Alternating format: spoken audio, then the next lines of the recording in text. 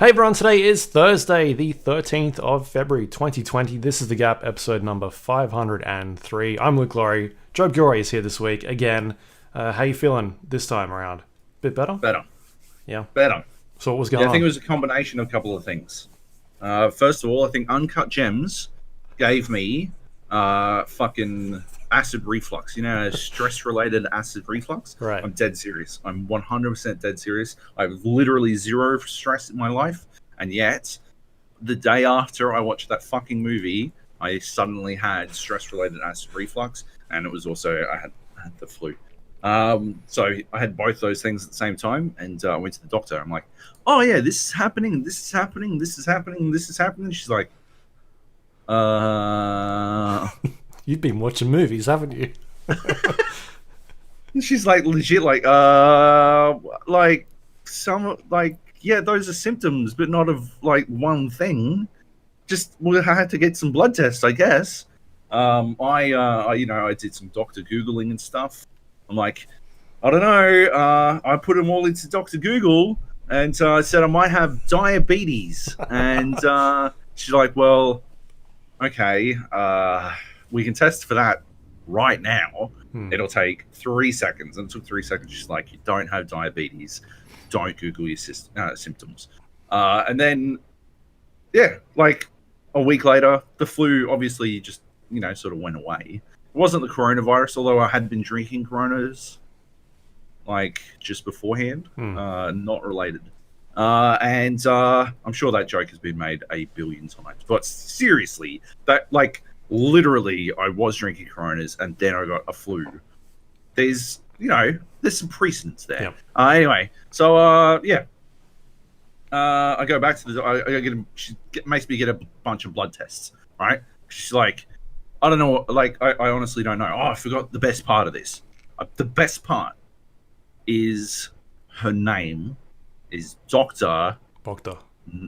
No, there is a Dr. Box. Five Doc has the best fucking doctor names in the fucking world. It is fucking crazy. We've got a Dr. Bokta, seriously. And then this woman's name is Dr. Madeline Max. Dr. Mad Max.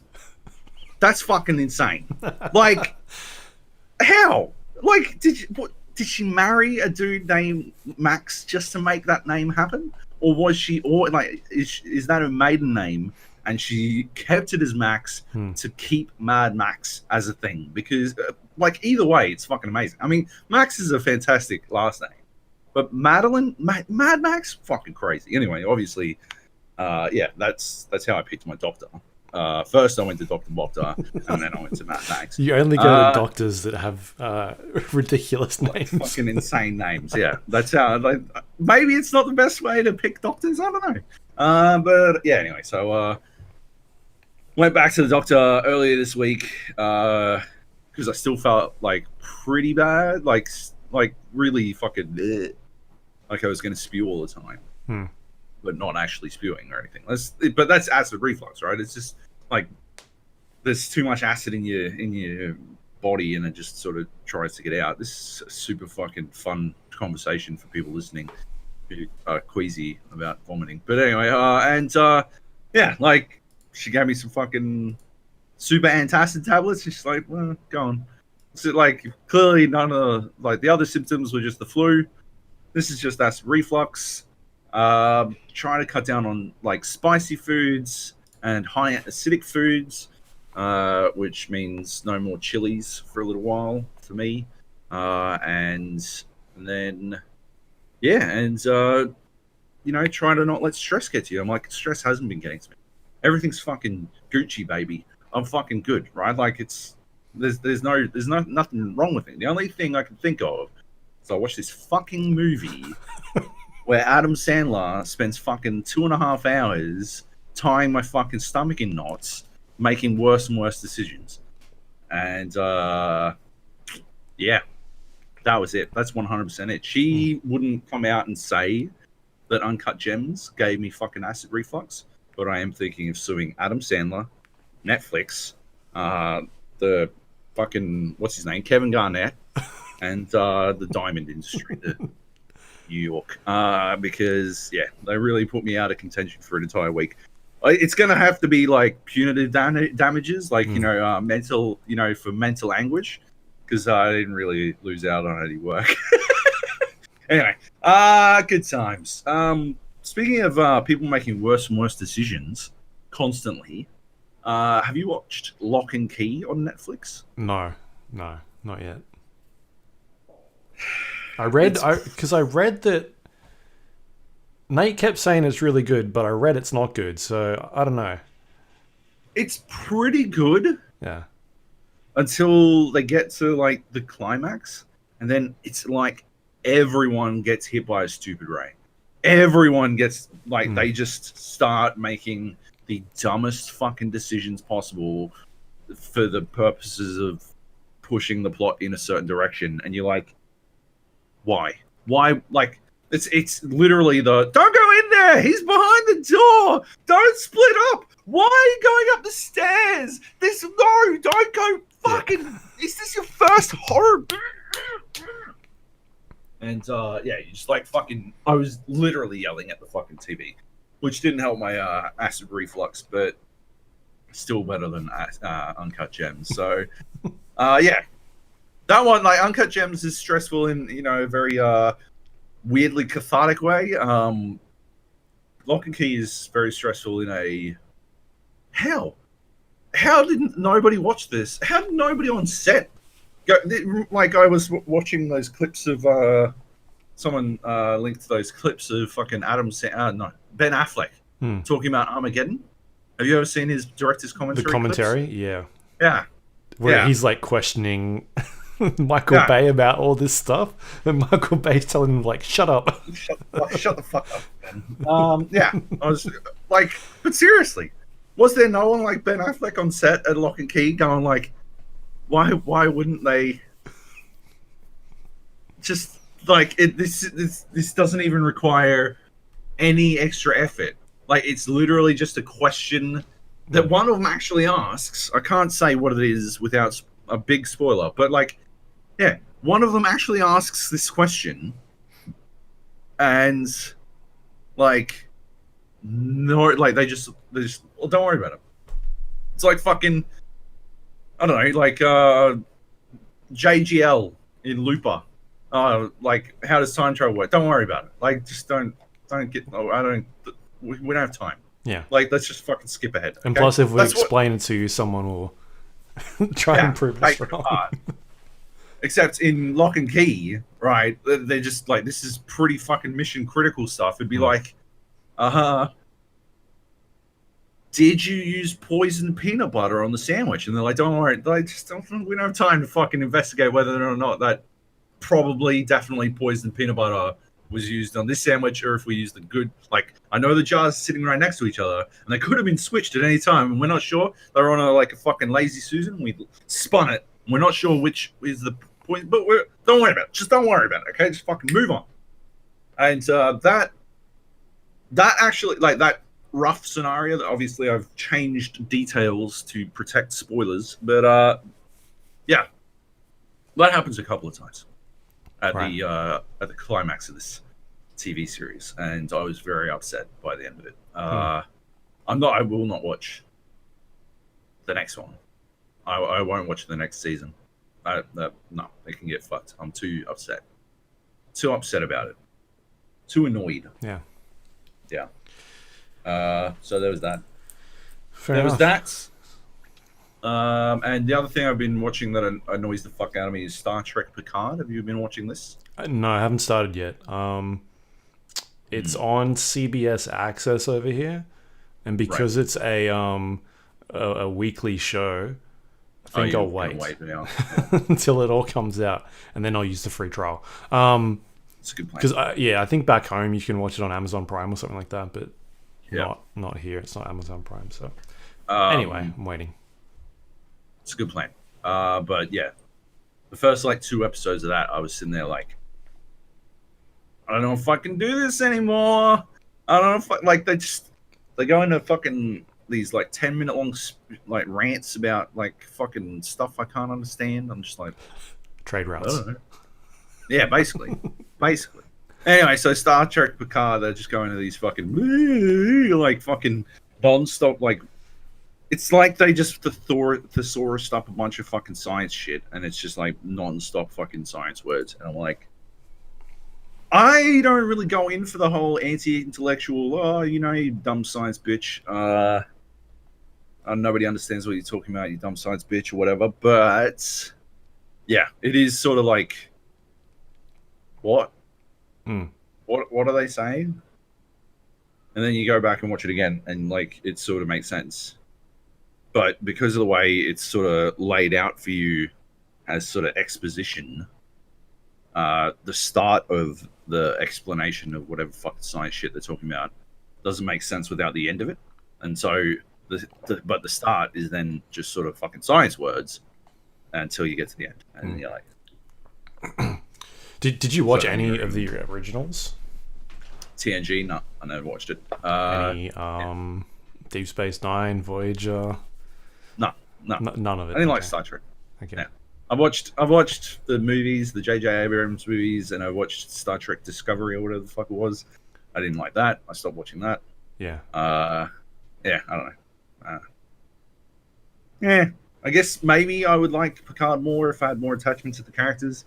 But at the moment, as far as I can tell, there seems to be Patrick Stewart acting circles around everyone else, and yeah, which isn't great, I guess. But yeah, anyway, that's my review of a sequel to a show that I never watched.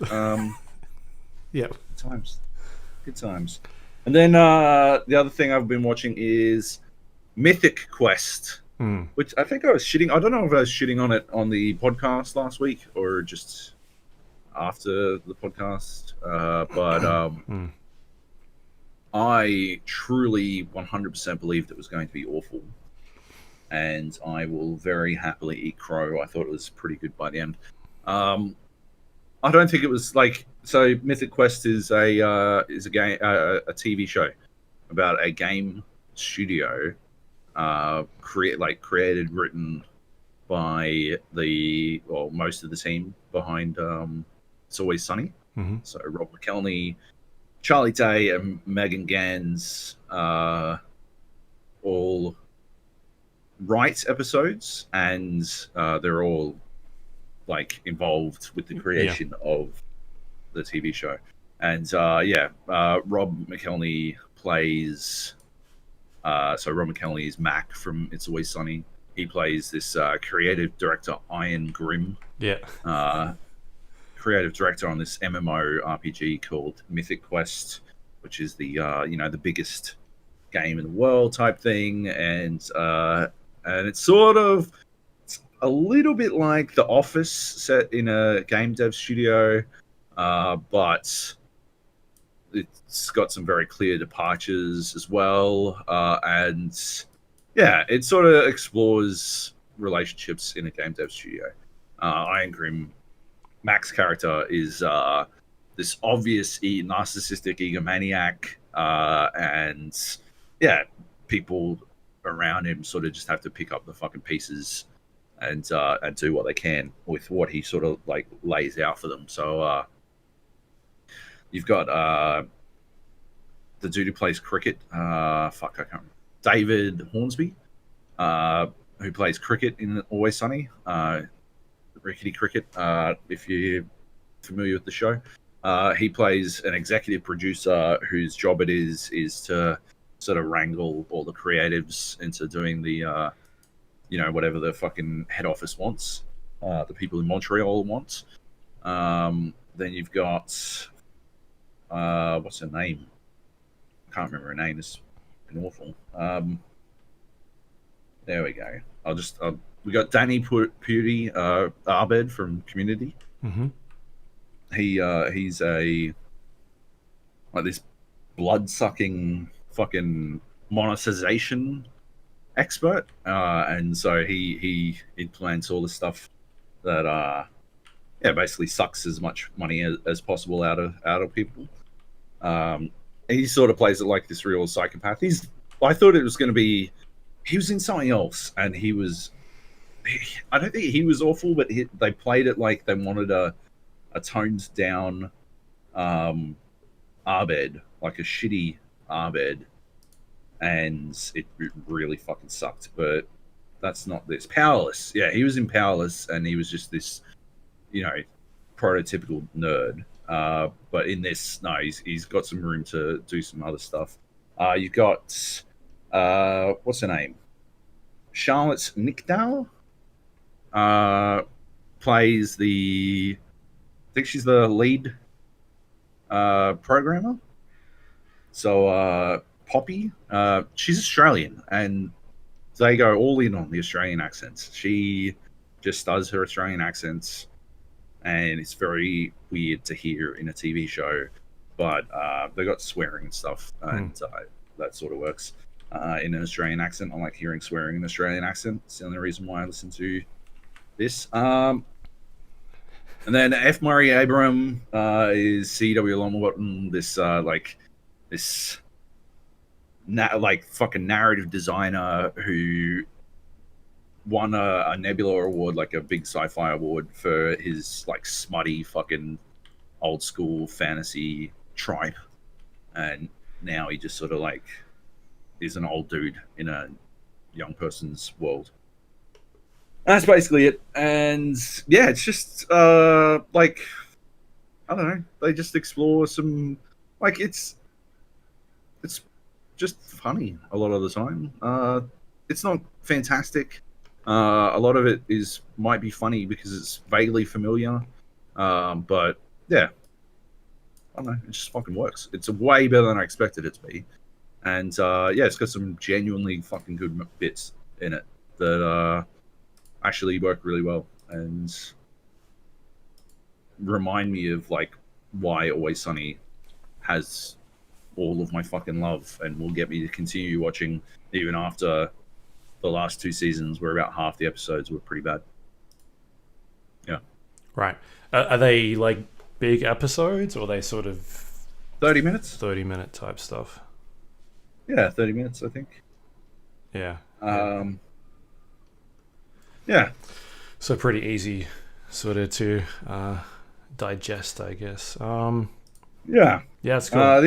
The biggest problem it has is that it's on Apple TV.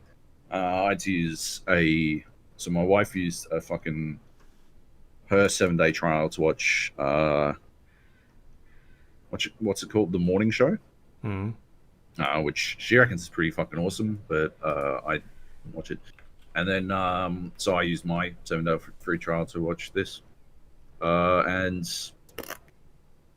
I mean, apart from using a 7-day free trial, I do not see why you would have Apple TV. Yeah, there's not really much else on the fucking platform. Isn't there that the M. Night TV series? It's awful. I fucking hated it. Right. We watched like 3 episodes, and I wanted to fucking end myself. I wanted to put a fucking knife through my own fucking eye. It was the fucking worst. It was so fucking slow. It was shot weirdly. It like had these lingering shots for no fucking reason, and it was clearly building up to a classic M. Night dumb as fuck twist that exists for the sake of being a twist. Like the whole time exploring relationships of people that you fundamentally dislike, which is like, with the exception of Glass and Split, pretty fucking classic M. Night post Unbreakable. Yeah. Or Signs, depending on how you feel about it. Yeah. Right. Fuck's over. Yeah, I was watching an interview with Rob, the creative director, or the creative director on the show, but like one of the creators behind the show as well, and talking about like the concept and like where this sort of TV show came from. And I don't know if you remember this, but back at E3 when they first announced it, so I guess Ubisoft has some sort of involvement in this as well. Yeah, Ubisoft created they've got like in-game sequences and stuff. Yeah. And Ubisoft created all of that for them, and like it was all made in partnership with Ubisoft. The head office is the people in Montreal. like yeah, like it's definitely Ubisoft tied in, although it's not like they reuse animations. There's like at one point there's a very clear like Assassin's Creed fucking eagle dive and like yeah, they like it's very clearly Ubisoft. Although there's like also other games in it, like not Ubisoft games, which they use pretty fucking well. But yeah, anyway, yeah, go on. Oh yeah, no, I was just gonna say. So like Ubisoft had a I guess they were originally maybe they went to the Sunny, It's Always Sunny guys and pitched it to them and said like, come down to our office. And this is kind of explained in the interview that I watched. And so they went down there because he's basically like, oh, well, I'll get, some free meals and a plane trip out of it, whatever. And he got there and he was in the Montreal office and he saw a guy with a cane and he went over and spoke to him. And so this is the creative director behind For Honor. You might recognize him from a bunch of appearances. And so Rob's gone over and talked to him like, hey man, what do you do here? And I think his name's Jason. Is like sort of starts looking out to the window, and there's like a long pause. He's like, brother, I build worlds. And then after trying to explain to him what a creative director is, and Rob's like, yeah, okay, just give me one moment, and walks away. He calls him up. He's like, all right, we're doing this. They basically thought that I'm not, this is stupid, but within 10 minutes of being there, they were like, this is amazing. Yep. I'm in. So. I like that trailer they released at E3 was fucking awful in my opinion. Like, it does not represent the TV show even a little bit. It looks like such a generic piece of fucking anti-intellectual trash, like fucking Big Bang Theory type shit. Yeah, but it is 100% not that. That's not to say that it's fucking. Yeah, it's definitely not as good as Always Sunny yet. But if you look back at Always Sunny season 1, Always Sunny season 1 isn't it? They need to find their Danny DeVito. That's what they need. They need the Danny DeVito to come in. Danny DeVito? He just shows get Danny DeVito. Holy fuck! That would be the best fucking suddenly Danny DeVito is. They're making a fucking expansion pack, a Danny DeVito expansion pack or some shit, and just have him be in a larger than life version of Danny DeVito. That'd be fucking amazing. That's the best idea ever. I want that so much. But anyway, yeah, definitely worth a watch. Cool. Definitely worth a 7-day free trial on Apple Plus. Is it all out, or is it they doing the? Oh, that's cool. Yeah, they did the week by week thing with the morning show, and then they just went all out with this one. I don't know. Right. Better, I think, this way. For someone using the 7-day free trial, anyway. Absolutely. Yeah. It's $8 a month. It's absolutely not worth fucking paying for at this point. But yeah. Definitely we're getting that point now where we've gone backwards, right? From the reason these subscription services came along was to get away from the buying the whole package, like the cable TV type deal, where you're spending $150 a month to get all this stuff. And what if you can spend $5 to get everything? And all of a sudden, the Netflix came along and we're like, oh, we're doing something like that. But then everybody is starting to do it. And now, nobody can have their own content again. So all of a sudden, we're now paying $150 again a month to get all this stuff. Yeah. It's gone in a weird spot. And then you look at which something we haven't talked, I didn't put down, but the GeForce Now stuff of they launched last week, and that was a subscription based service where you can tie into your games library and then stream that stuff using cloud based computing, and so you're getting powerful servers running this type of video games. And Activision Blizzard has pulled a bunch of their titles off it a week later. It's just oh, okay, cool. Didn't someone else pull all their titles off? Oh no, it was Blizzard as well, right? Yeah, it's probably Blizzard. Yeah, Activision. Anyway, Yeah, we're getting to that point where like you're signing up for all these subscription services, and it's starting to get like Picard and things like that, where there's really only one show. The Disney Plus stuff is really not a lot happening. It sounds like they've got a bunch of stuff coming out in the next 6 months, but nothing really new sort of now-ish. I feel like maybe that might have launched a bit too early. They were a bit too keen to get that out there. Yeah. But still, anyway. Should we talk about some video games then? Yes. In relation to what we've been playing. Let's do it. What should we kick off with? Let's go with mobile first, because why not? Archero. It's one of those three. Archero. Yeah. Archero. So I downloaded this last week while you were talking about it. Yep. And I've kind of played a little bit sort of in the morning when I get up. I'll run through like one dungeon, I guess. Yep. So if nobody was here last week, it's basically a game where you control a character who fires weapons, and each level is sort of like this like little puzzle where you've got to beat all the enemies and survive each wave of attack. And when you finish that level, you go on to the next one. And as you do that, you're earning experience and gold and leveling up your character until eventually you can clear that dungeon. And it's like this roguelite aspect where if you die, you sort of take all your belongings out with you, and you can spend gold to level up your items and get new abilities and things like that. But it's like a free-to-play mobile game with some buying chests and getting higher tier items and that sort of stuff, monetization systems. And so I've been playing like that sort of once every day.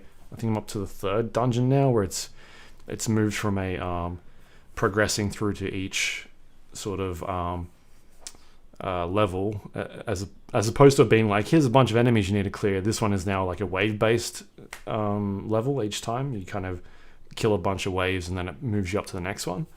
So that's kind of where I'm at this stage of the point in time.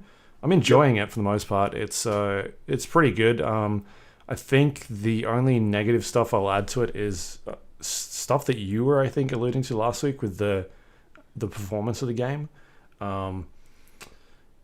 It slows down a bit on my phone in certain areas where you're coming up against like a lot of stuff on the screen, especially towards the end of the more like detailed levels where there's a lot of enemies on the screen. You've leveled up like a bunch of your weapons, and you've got all these abilities, and they're kind of all these different types of effects are now attached to them, and that can be quite, I don't know, what's the word, frustrating when you're trying to avoid enemy fire and the game is not running to its full like well at all. And so sorry, it's an S10. What phone?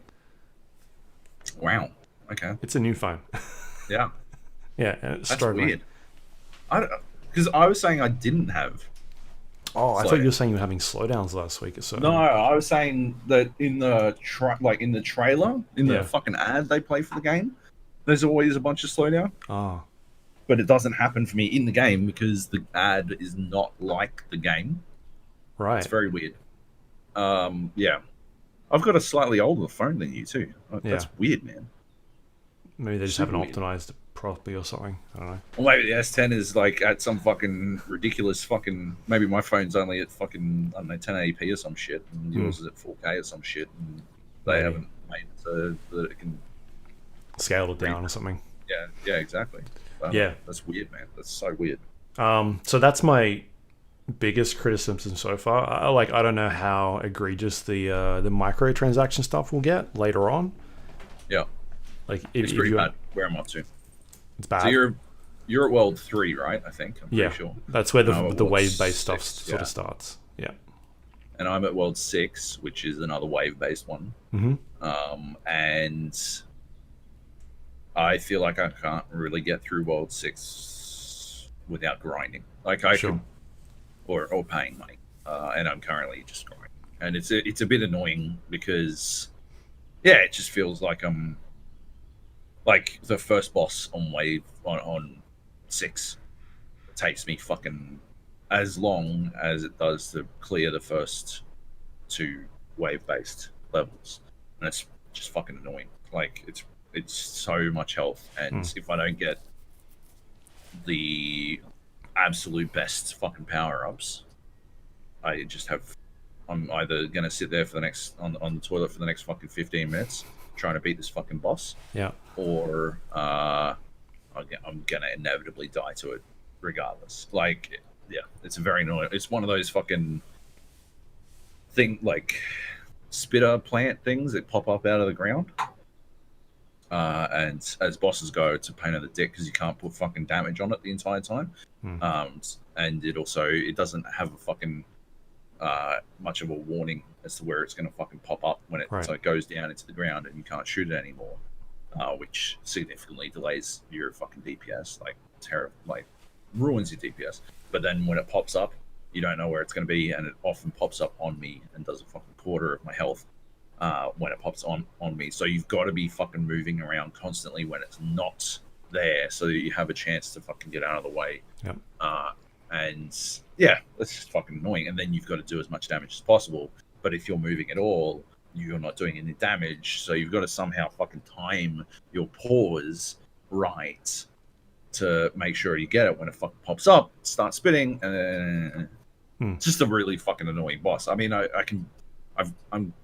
got a good enough strategy now. Like if you stand in the middle of the fucking map area, you can dodge all its fucking projectiles pretty easily. You just have to dodge it popping up, but it just takes so fucking long to hurt that it's just tedious. And literally the only way to rectify that is to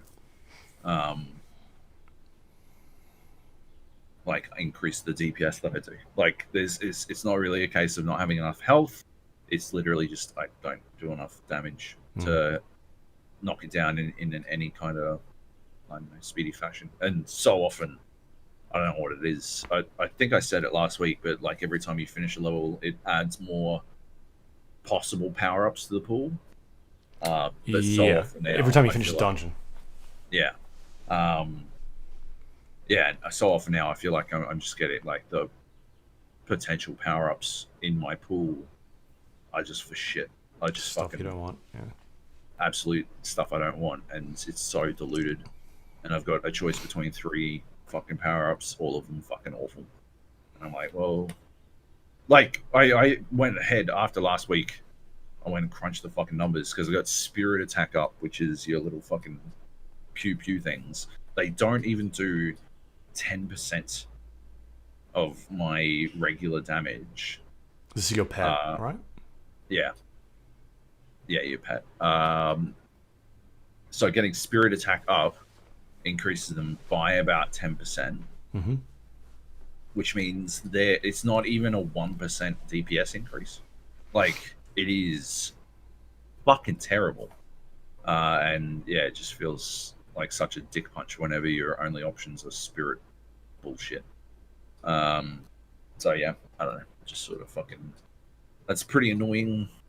The idea that my only option is to fucking grind or pay has really pissed in my cornflakes.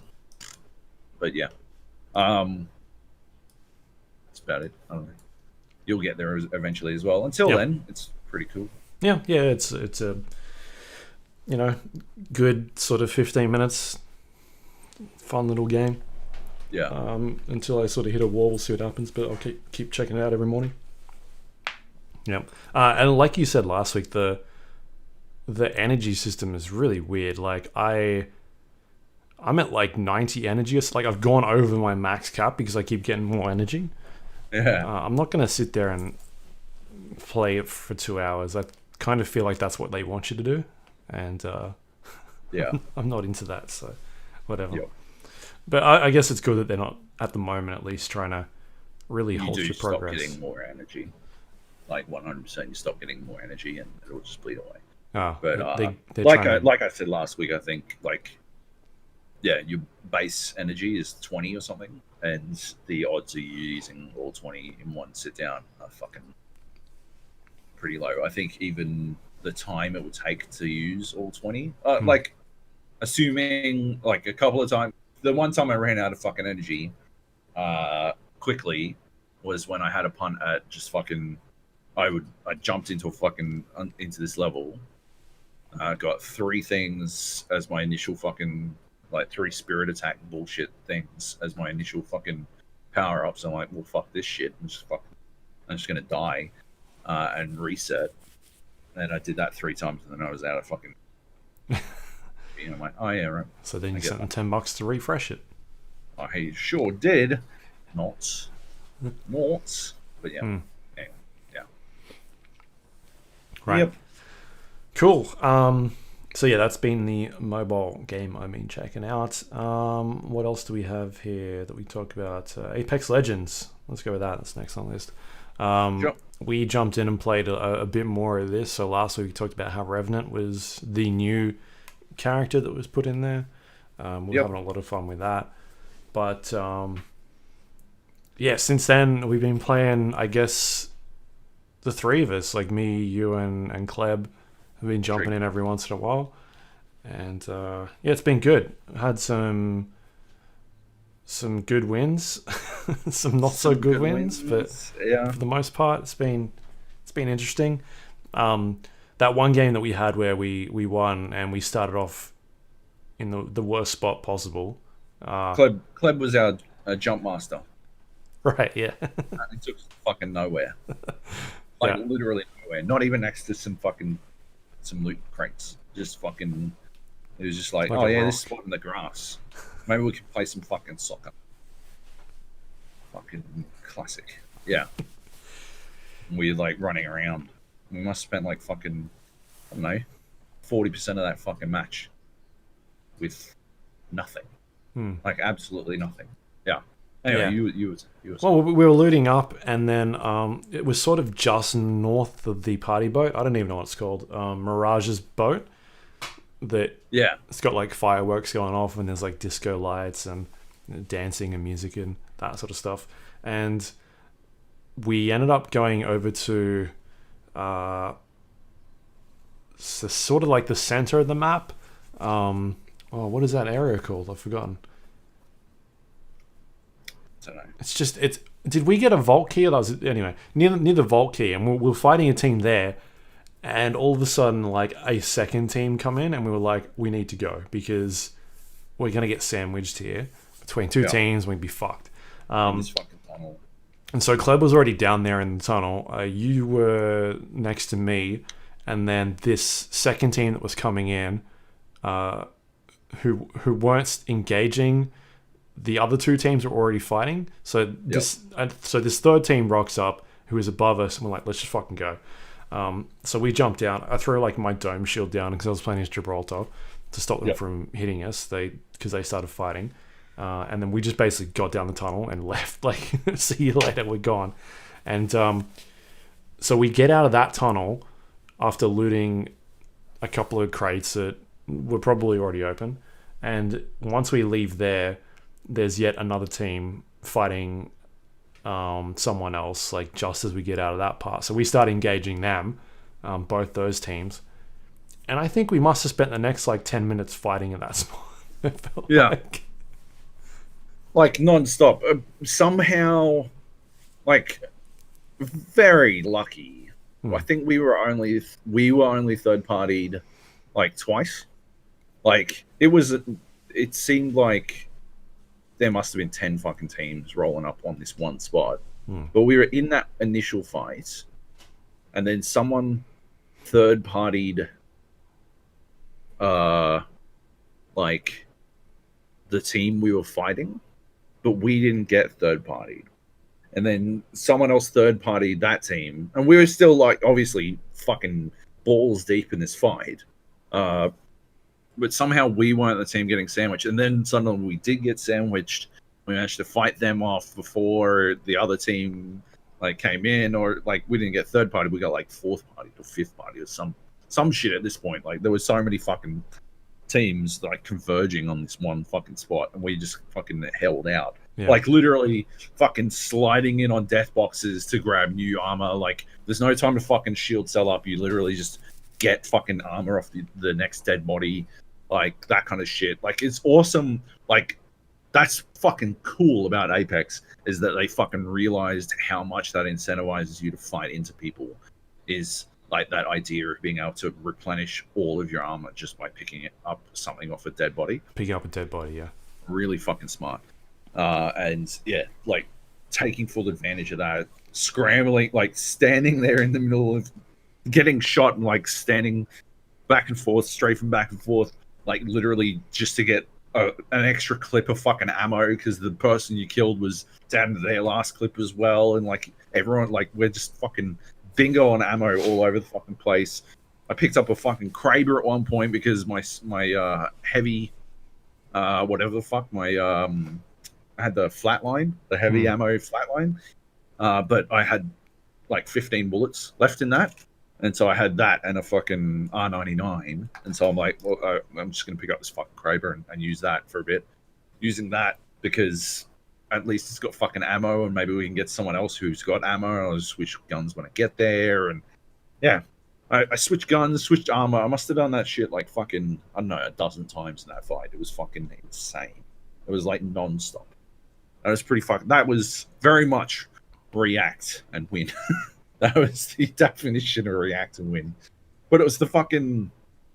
It was the mindset we were in for. You know, it was the mindset we were accustomed to, as opposed to, yeah, not being ready for a react and win game and then being forced to play it anyway. Yeah, that was a cool game. That was a very cool game, and we got the win as well. Yeah. With 3,500 points of damage, I think it was. Like fucking tons. I think I did 2K. Yeah, you did 2K. Kleb did 1.5. I did 1K flat. We had fucking. I don't think we had that many kills, did we? I don't think we had a lot. I think it was like maybe 7 like a team or something. each. Yeah. I thought 8. Yeah, maybe. Yeah. 700. Like, not that many fucking kills. So much fucking damage because there was a lot of the fights was sort of like multiple teams but only like 1 or 2 people left in those teams and it's just us cleaning up. Yeah, like yeah, but it wasn't that's the crazy thing is that we weren't third partying. Like we were getting third party by teams that were just streaming into fucking straight up death, straight up mistakes. But yeah, no, that was a good game. That was fun. The other one, I had a couple of wins with randos. It's playing with randos is the fucking most infuriating and most rewarding fucking experience in video gaming. It is fucking insane how often I will be forced to hot drop because I'm not the fucking jump master, and I'm not gonna fucking jump somewhere else. I'll just go wherever the team is.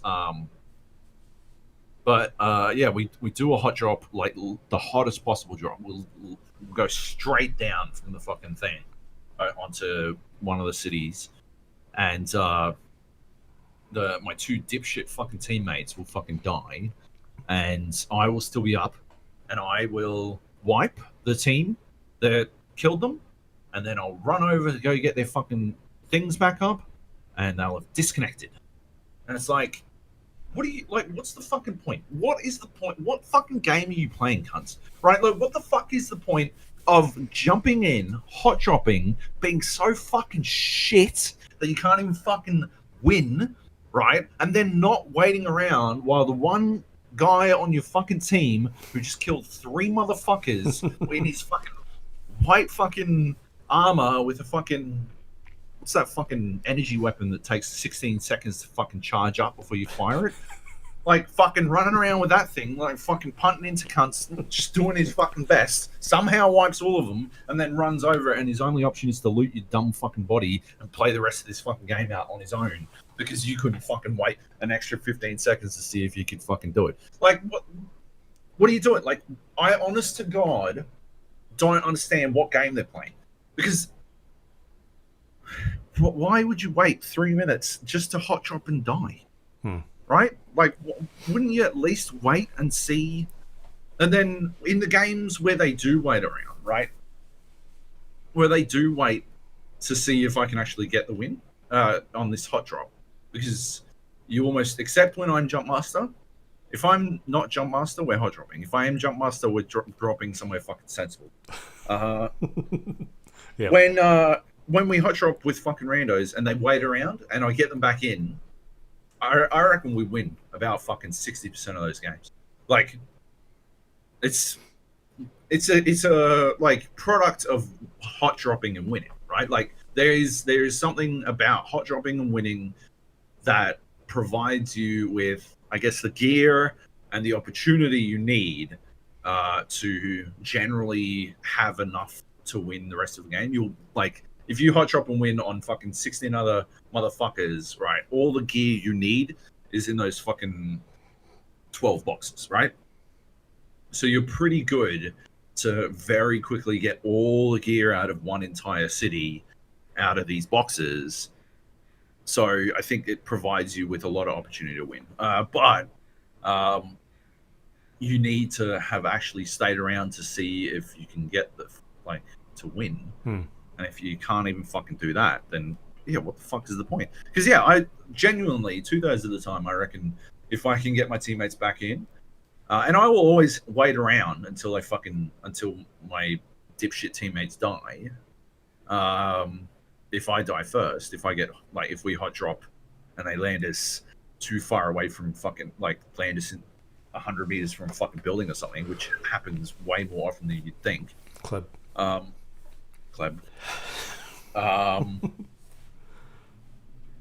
still wait it out. Like when I inevitably die because I run through a door and there's already someone in purple armor with a fucking mastiff or some shit waiting on the other side.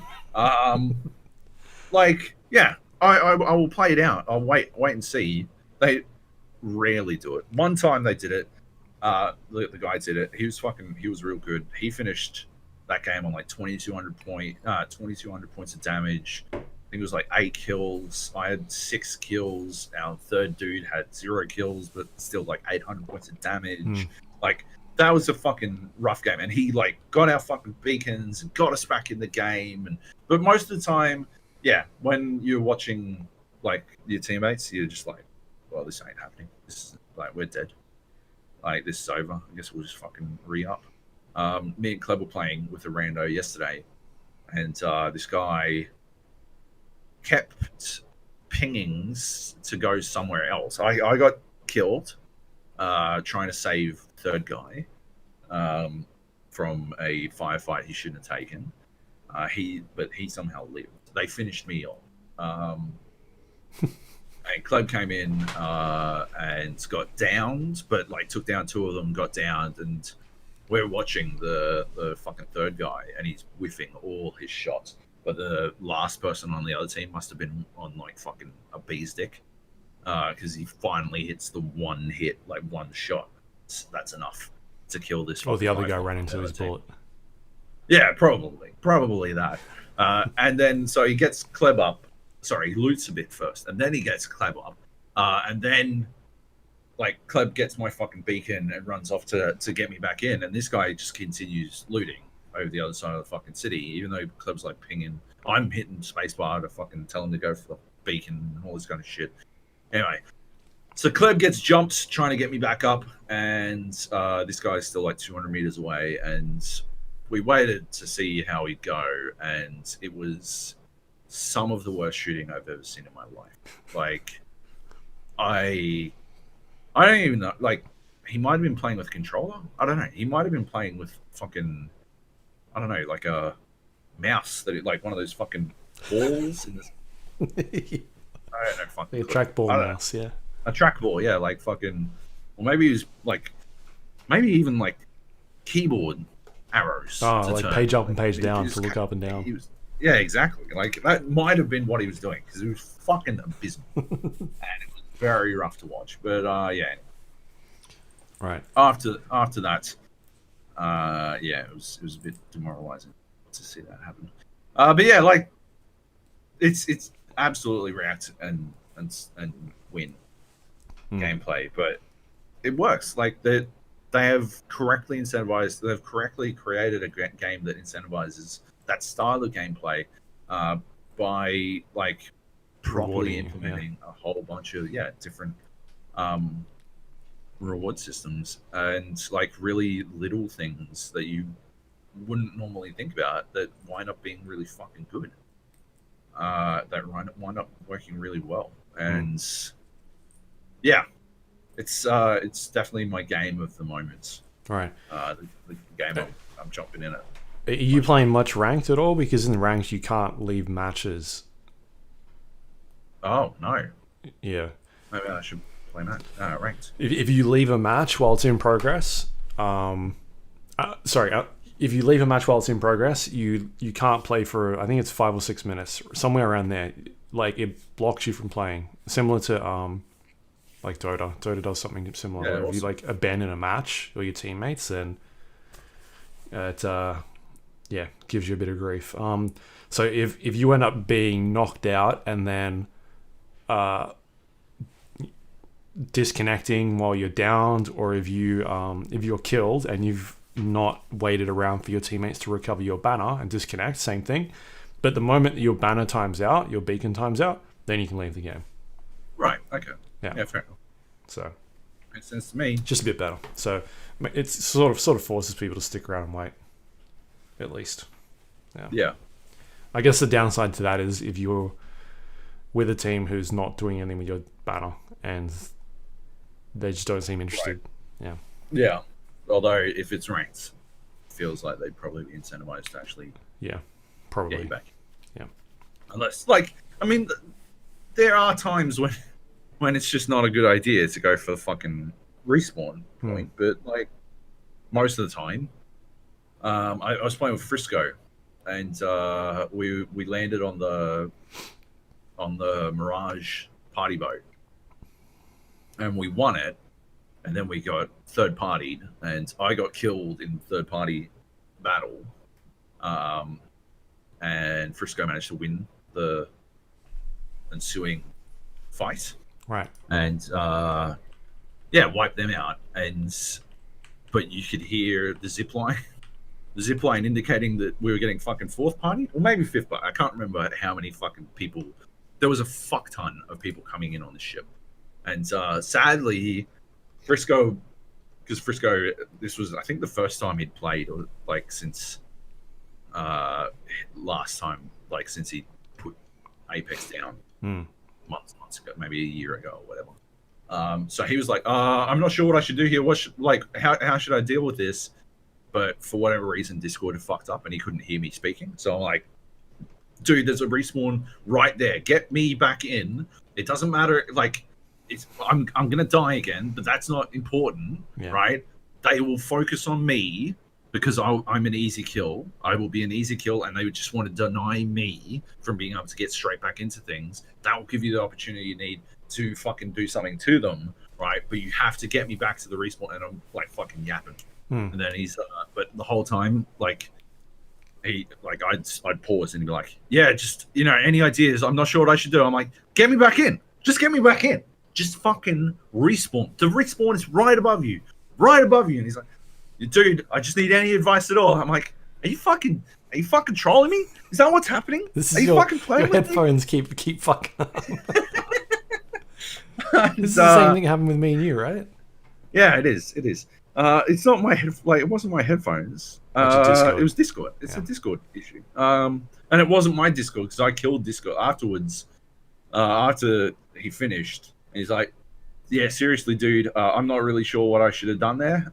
And so I killed Discord after he got killed.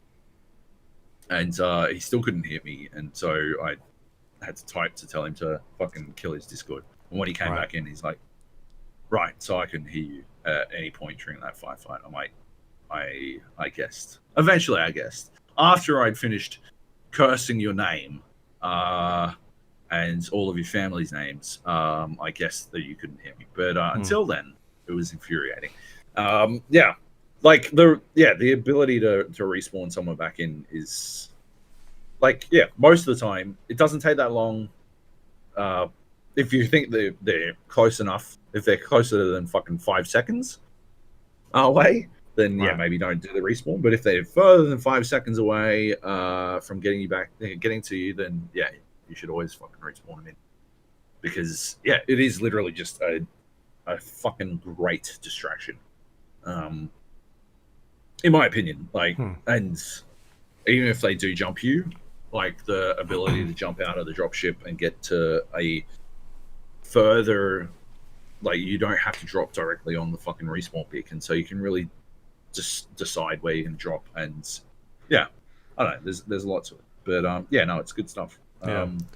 My biggest issue with the ranked is when they did the soft reset on the season. What that means is they grab your current ranking, and then it's not like a hard reset where they put you back to 0, but soft reset is like 1.5 times down where you were. So it means if you're in like platinum 2, you end up back in like gold 4 or something like that. Or if you're in my case, I was in gold, I think 2, somewhere around there, pretty high up in gold. Yep. I should have been put back into silver, but for whatever reason, I got hard reset and got moved back down to bronze, like 0, like nothing. And I'm like, oh, okay, I've got to work my way. And I didn't know if I should be like contacting support and saying, hey, can you fix up my ranking, because now I'm playing with people who are really bad at the game. Yeah, so I don't know. I'm kind of just working my way back up through it again. I probably should hit them up, but I just can't be bothered. But anyway, I like that they released like a like stats on where people are sort of positioned, and surprisingly, like the majority of people are in silver at the moment. Right. Yeah. Yeah. Okay. So there's still, I think they're tweaking like the way ranking systems work, and they're going to do like a split sort of halfway through the season where it'll switch across to what's the other map, Kings Canyon, at some stage. So maybe halfway through the season, somewhere towards the end of next month. And yeah, that should be cool. It'd be interesting to see if they have made some big changes to that map, or if it'll just be the same as sort of when we left it. But anyway, I'm sort of enjoying this new map as well. Like, they've fleshed it out a lot more. It doesn't feel as like open. It was quite open before, and that was something they wanted to do, to sort of put a bigger emphasis on snipers, and that's something that still you can do. But there are a lot of situations where if you are being attacked by a sniper, you can get in cover and that sort of stuff. So yeah, I'm really liking the map again. So it's good. I'm digging it. I'm having a lot of fun with it still. It's cool. Yeah. I haven't gone back to PUBG in, I don't know, a couple of weeks now, I think. Yeah, me neither. Yeah. But in saying that, there's some new content that's dropped, which I think we'll talk about later. Yeah. All right. What else we have here that we can talk about? A Plague Tale. I can talk Actually, about before we go a Plague Tale, let's stick to Origin. I've been playing Battlefield. Frisco has lit the beacons and rallied everyone to play some Battlefield on Tuesdays at 8 our time, in Sydney time, and yeah, we've been playing Battlefield. It's good fun. Like, we played the new map this like couple of days ago. We played the new map, jungle map, Solomon Islands. It's a cool map. Me and Frisco running around with fucking, both had swords, so swordy boying it up, fucking sword and cunts a lot. It didn't work out so well because there was a lot of people with guns. But yeah, apart from that, no, it's a fucking rad map. What annoys me, I guess, is that on the Solomon Islands only maps, servers, they do this rotation of conquest and then 2 breakthroughs and then conquest again. Mm-hmm. And it just means you're guaranteed to play 2 fucking breakthroughs before you get to play some conquest. I honestly, 90% of the time I want to play fucking Conquest. 95% of the time I want to play Conquest, and 60% of the time you got to play fucking Breakthrough. Yeah. Wasn't that bad on this one because we we fucking walloped the other team. Got through Breakthrough on attack here at record speed. I would say thanks largely to a particularly clever fucking flanking play from me, Nachos, and Nate and Frisco. We took a boat all the way out to the side of 1 point, but close to their cap, and just started ripping them up. And it drew so much fire on just 3 people that allowed the rest of our team, the other 29 people, to fucking like womp in and take the fucking point. And then like from there we just fucking steamrolled them. It was a really fucking dominant fucking play. But on the flip side, when we were on defense, we held them at A for fucking until they had 60 tickets left, and then inexplicably they got another 200 tickets for taking A. They shouldn't have gotten 200 tickets. They should have gotten fucking 60 more tickets, and that's it. Yeah. Anyway, 200. We didn't let them get the next fucking point. We held them there, so it wasn't that big a deal. But yeah, like still, that took forever because they got 200 extra tickets. They should have, if they'd had 120 instead of 260 tickets, that map would have been over real quick, and we could have moved on to fucking Conquest and had some fun on the real map. On Conquest itself, we're just fucking having a good old time. Doing hardcore flanks. Our team fucking lost because our team was chock full of morons, but we were doing our best as a little team of 3 with 1 extra, rolling around and doing mad flanks to cap unexpected points. And we're using the beacons, the spawn beacons, to like get in and like rapidly return on a point when it was being defended by like just a couple of people. And doing a real good job of like splitting up their fucking the other team pretty well, but it wasn't enough because our team couldn't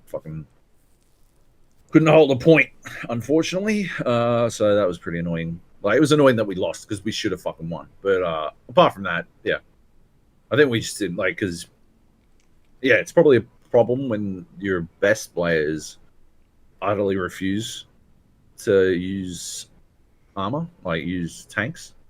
So I think if we did use tanks and use them effectively, we could probably do a lot more damage. But because we refuse to, because it's lame, it probably somewhat hinders our efficiency. But we're happy with that, just because we prefer not to be lame. But yeah, no, good times. I did notice in Battlefield something that fucking upsets me is how many little things it has that are just like, they just feel like there's no one in charge of Battlefield 5 that I think actively like plays the game. Like, there are so many things in it that feel like still almost deliberately counterintuitive. Like, the guys were telling me to fucking try out this new gun, but because I hadn't bought it, you can't use it. I also couldn't buy it in game. I had to buy it from out of the server or whatever the fuck. Yeah. Which, like, what the fuck is the point of that? What does that?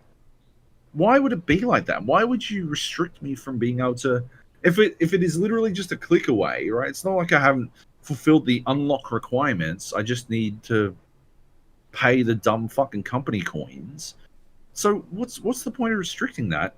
I literally have to quit a server just to go buy this weapon.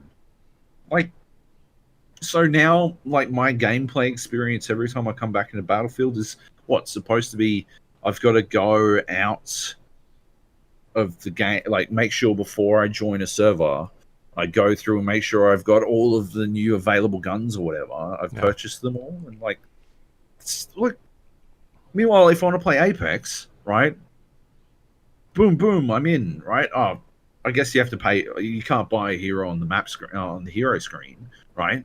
But it's not like Battlefield. You got to go to fucking to get to buy a weapon, right? You got to go to the main screen, which takes like I would love to time it, but I think I could be in a game of Apex. I could be dropping in a game of Apex before I got to the fucking main screen of Battlefield.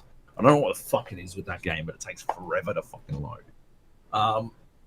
Anyway, you got to go to the main screen, and then you go to company, and then company, barracks, company, whatever the fuck it's called. Go to the character that has the new weapon, then go to customize weapon, and then you scroll to the bottom, and then you buy the weapon. And then you got to go to the other fucking class. So you do that for assault, and then you do it for medic, and then you do it for support, and then you do it for sniper. Right? You got to do every fucking step of the way. If you wanted to buy fucking Revenant in Apex, assuming you had the Apex Legends coins, you would just fucking go to the heroes thing, click on him, and purchase. That's it. That's all you need to do. But this is fucking 16 fucking layers deep of fucking menus, non-stop. Each one takes fucking 5 seconds to load for some reason, and then you got to go all the way back out again and fucking join a fucking server and play a mode you don't want to play because you just want to play the fucking new map. Yeah. It's so insane. And this is streamlined as well. Because back in the day when it was first released, like you had to customize stuff, you had to go to like another menu. This is the good version. This is the happier version. It's been worse. Yeah. Like it's fucking insane how bad a UI it is. Yeah, it's terrible. It really fucking bums out my experience because I just get distracted by all this shit.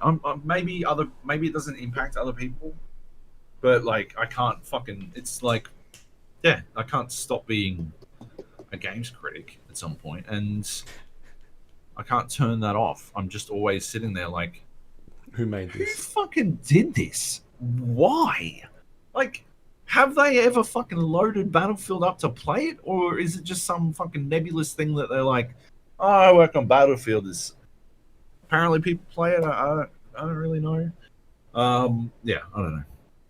Oh, before I wrap on Battlefield, Frisco on Breakthrough has the fucking dirtiest fucking play I've ever seen in my life on defense. When they have to, the US team has to drive their boats in for the initial play, and so he ran in and hid in the fucking tray of one of these boats, and just lay down and waited for another boat to come in, and then so I spawned on him because we were in the same squad. I spawned on him, and then we ran over to that boat that just landed and jumped into the gunners because they both got gunners, and they're all like running out of this fucking boat. We've like fucking scooted in behind them. We just fucking mowed them down. It was fucking disgusting. I've never seen anything as revolting as this role in my life. Like I could not believe how well it worked, and holy shit! Like they turned around, like tanks started killing. Like every time one of their boats would park on the beach, their tanks coming in would shoot the boats just to destroy them, to make sure that would never happen again. And like they were like fucking firing rockets to this boat, like they were fucking going all in on this one boat. Yeah. And it was just the two of us being dickheads. It was disgusting. I could not believe it. Anyway, Battlefield. That's Battlefield. Yes. Nice. All right. A Plague Tale. A Plague Tale: Innocence. It's a strange sort of, I don't know, title for a game. I thought it was a Plague's Tale, but it's not. Anyway, so this one is a game that came out last year, around middle of last year, that is now available on Xbox Game Pass, which I use quite a bit. So you can check it out on there if you want to check it out. On PC or Xbox? It's on both, as far as I know. I think it's on both. I'm playing on PC though. Okay. Yeah. It's basically about you play a girl, a young girl who has had her village attacked by some men, and during that time, some bad things happen, and you're left to sort of look after your little brother Hugo, and this sort of sets off like this adventure of trying to survive, I guess. And on top of this, there's this overlaying like plague that is happening, and there are rats all over the place that have like decimated villages, and like giant war zones where there's just bodies and bodies everywhere of sometimes people, sometimes animals, of just these rats have gotten to and just destroyed. And it's set in, I think it's France, somewhere in France. She sounds French. I could be completely wrong, but that's where I'm going to. And yeah, so you play this girl, Amicia, and it's sort of like a stealth puzzle game where the main focus is a lot more on avoiding enemies at the start of the game. At least, like you're armed with a slingshot, which you can use to attack other enemies with, and the slingshot can fire at the start of the game. At least it can fire like rocks, and then you start leveling up your character or your abilities, and you can start getting different types of attacks to attack with different types of enemies that it starts throwing at you later on. Like, now you're going up against enemies that have armor on them, and you're trying to figure out how to get rid of their armor. And so these different abilities later do some of that sort of stuff. But for the most part, it's like it's a puzzle game trying to figure out like what the object is in front of you, and like, oh, how can I deal with this thing? So yeah, it's quite linear in terms of what it's throwing at you. Like, occasionally there'll be some areas where you'll have to go from one point to another, and it sort of opens up a bit more, and there are a couple of different paths to get to the next section. But for the most part, it's not like an open world game. It's sort of just this third person stealth game where you're going from one chapter to another, while it's telling this really narrative focused like story about these two characters and like what they're going through and the people that they're sort of meeting along the way. The kid that's in the game, I don't like him. He's just annoying to me. Like, he's always running off and doing all this stuff that you're like, why are you doing this? Like, you talked about this movie, the movie? TV show, Locke and Key. How like people making dumb decisions, and this kid has gone through like seeing all this horrible stuff happen, and you'll go through this intense scene where there's people chasing you, trying to kill you and whatnot, and then like 30 seconds later he's running off being like, oh, a flower, and like off he goes, and she's like, no, where are you going? And like this happens constantly throughout the game. And he's like, this fucking kid is gonna get everyone killed. What are you doing? There are some writers who fucking love those characters. Is he fucking dense as a character though? Like, does he come off as kind of a dipshit? Because if he comes off as kind of a dipshit, it's kind of okay, right? If they establish him as actually a pretty smart little kid, and then he starts doing hardcore dipshit stuff, like that is a real problem. Like, that's Locke and Key's issue. Is that they're all established as actually pretty fucking clever, pretty fucking smart and with it, and then they start doing fucking real dumb shit. And it's maybe sort of justified for one character, but the rest of them just fucking go hard dipshit. I assume that this kid isn't supposed to be some sort of flower chasing moron. I mean, he's not. He's only supposed to be like 5 or 6 years old, maybe. Right. Maybe a little bit older than that. Right. But he's like you can tell him to do certain things and he'll do that. Like sometimes you can either tell him to wait, and like he'll wait in an area while you go and do some sort of stealthy thing to try and get past a guard or something like that. But there's like a radius around him, so if you get too far away, he starts getting emotional and upset. Like, hey, Monsieur, you need to come back type thing. And if the sort of countdown gets to the, it runs out, then it's like sort of he'll start attracting guards to your position and that sort of stuff. So there's mechanics like that, and then there's like instructing the follower that's with you to sort of help you on the puzzle. So like he'll have to climb under a hole in the wall and open up the door and things like that. So he's not a complete idiot, but it's the fact that you'll get through this really tense scene where you're being chased by dozens of people with axes and shooting bow and arrows, and you'll like get through a door and hold them off, and then 10 seconds later he's like running away, or he's like screaming, yelling like really loudly, and she's like telling him to shut up because like they'll find out where you are. It's like, man, this kid just fucking like, she's having a really tough time dealing with him. And I just keep thinking, this kid is like, he has to die at the end of this game. If he doesn't die, I'm going to be very like if she dies and he lives, I'm going to be very upset. That's where I'm going with this one. Okay. Like if she sacrifices herself for this idiot kid, I'm going to be it's getting 4 stars from me. I think 4 stars out of 10. But for the most part, like I'm digging it. It's a really pretty game. The like the puzzles aren't too hard. They're pretty simple. Most of the time, the characters within the world will tell you what you need to do. Like they'll commentate on, oh, there's a light over there, we need to get to that, and then they'll tell you exactly what you need to do to get to that light. Or you'll be looking for a way to get up on a ledge, and oh, there's a ladder over here, but they don't give you enough time to sort of figure it out for yourself. Sometimes it's just like, all right, let's get to it, let's tell you what to do. So I think the main idea behind the game is to sort of take you on this journey and tell you this story, as opposed to like letting you figure it out for yourself. Like they want to just keep it moving constantly.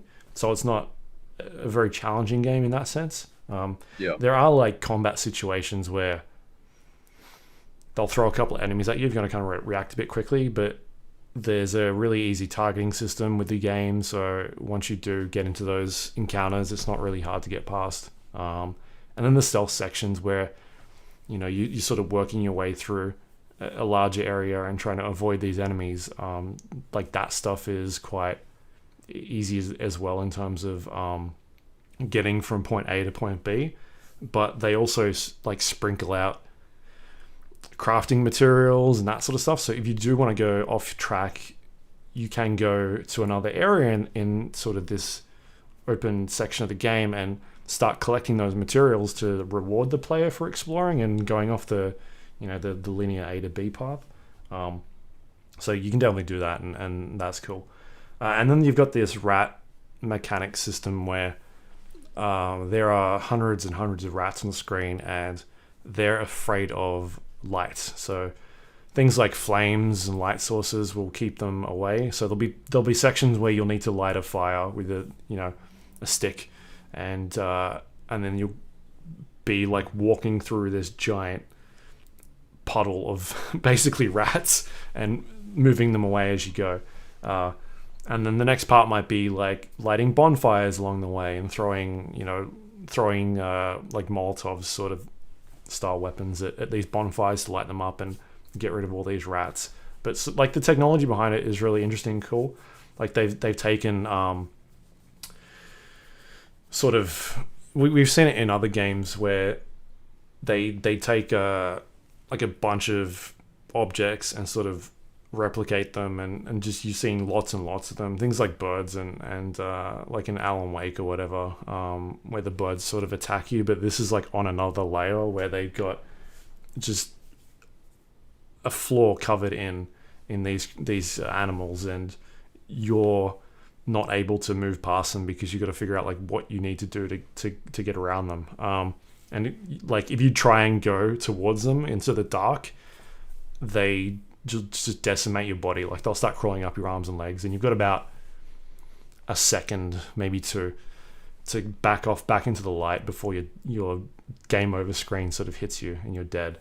So it's pretty violent in terms of that sort of stuff. Like it's a gory game. You see the way you die, or bodies on the ground and things like that, like crawling over corpses. Like there's a section where you're, you know, it looks like a battlefield, and there's just corpses all over the place, and you're like slowly climbing over them and that sort of stuff. So it's very dark and grim in terms of its aesthetic and what it's going for. So I'm digging it for the most part. I don't know if I'd recommend it to everybody, just because like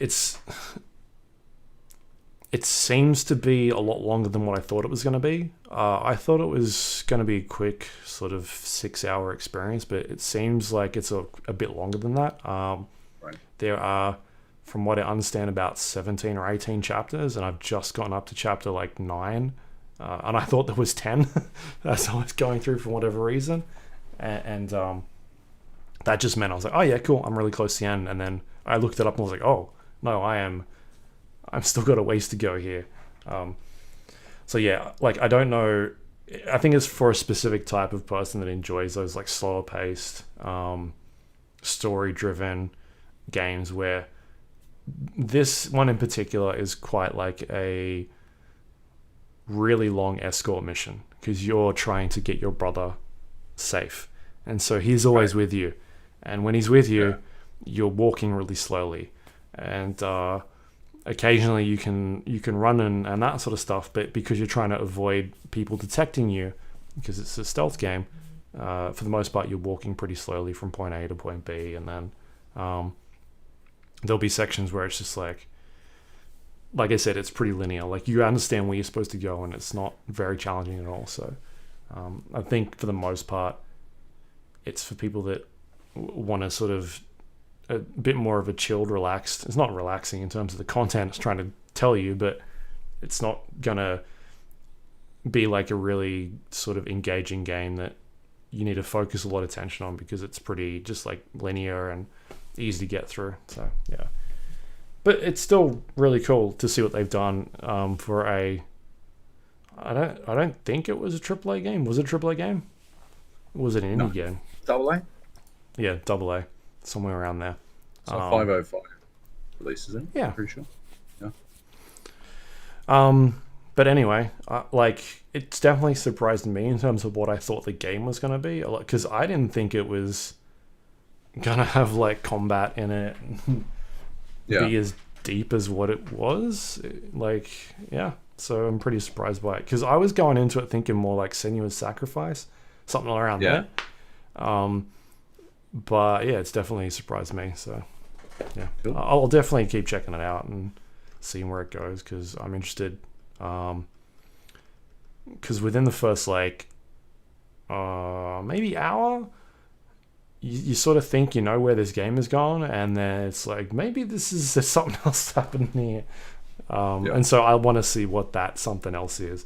And if it's not something else, I'm going to be very upset again. So there's two things. If the kid doesn't die, and it's not the something else, I'll be very, very upset, because I feel like I'm going to feel like I've wasted my my time on this one.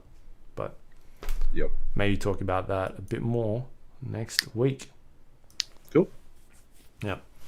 Nice. What else we got here? Let me bring the sheet back up. Let's do Zombie Army 4. Yep. Zombie Army 4 is the 4th Zombie Army game. Sniper. What's the fucking rest of that fucking name? It's the spin-off of that. Elite? Sniper Elite? The shooting Hitler in the balls game. Yeah. So Zombie Army 4 is the 4th in that series. You've got a sniper rifle. You got a secondary weapon. It's essentially COD Zombies, right? It's a zombies mode from any other game, but it releases a full fucking title at a fucking full fucking price.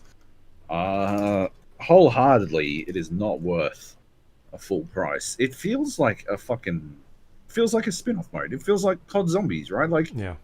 Would you pay full price for COD Zombies? Probably fucking not. I can't imagine that you would. Like, that just seems pretty fucking aggressive, doesn't it? Like, expecting people to pay I'm just gonna check. That's $50. So I guess it's the budget price, but it's still $50, right? This would be stretching at $20, right? It's got enough polish to sort of warrant that much money, but it doesn't have the gameplay, in my opinion, to justify the price tag. Right. I think if COD Zombies came out for $20, and I had zero interest in playing the rest of a Call of Duty game that year, I could definitely see myself paying $20 just for COD Zombies because I really like COD Zombies, right? Yeah. This feels like a worse rendition of COD Zombies at the end of the day. It doesn't really have the charm or the humor. I know a lot of people appreciate the Zombie Army series for its sort of B movie style storytelling. That's something that I think that COD Zombies does significantly better.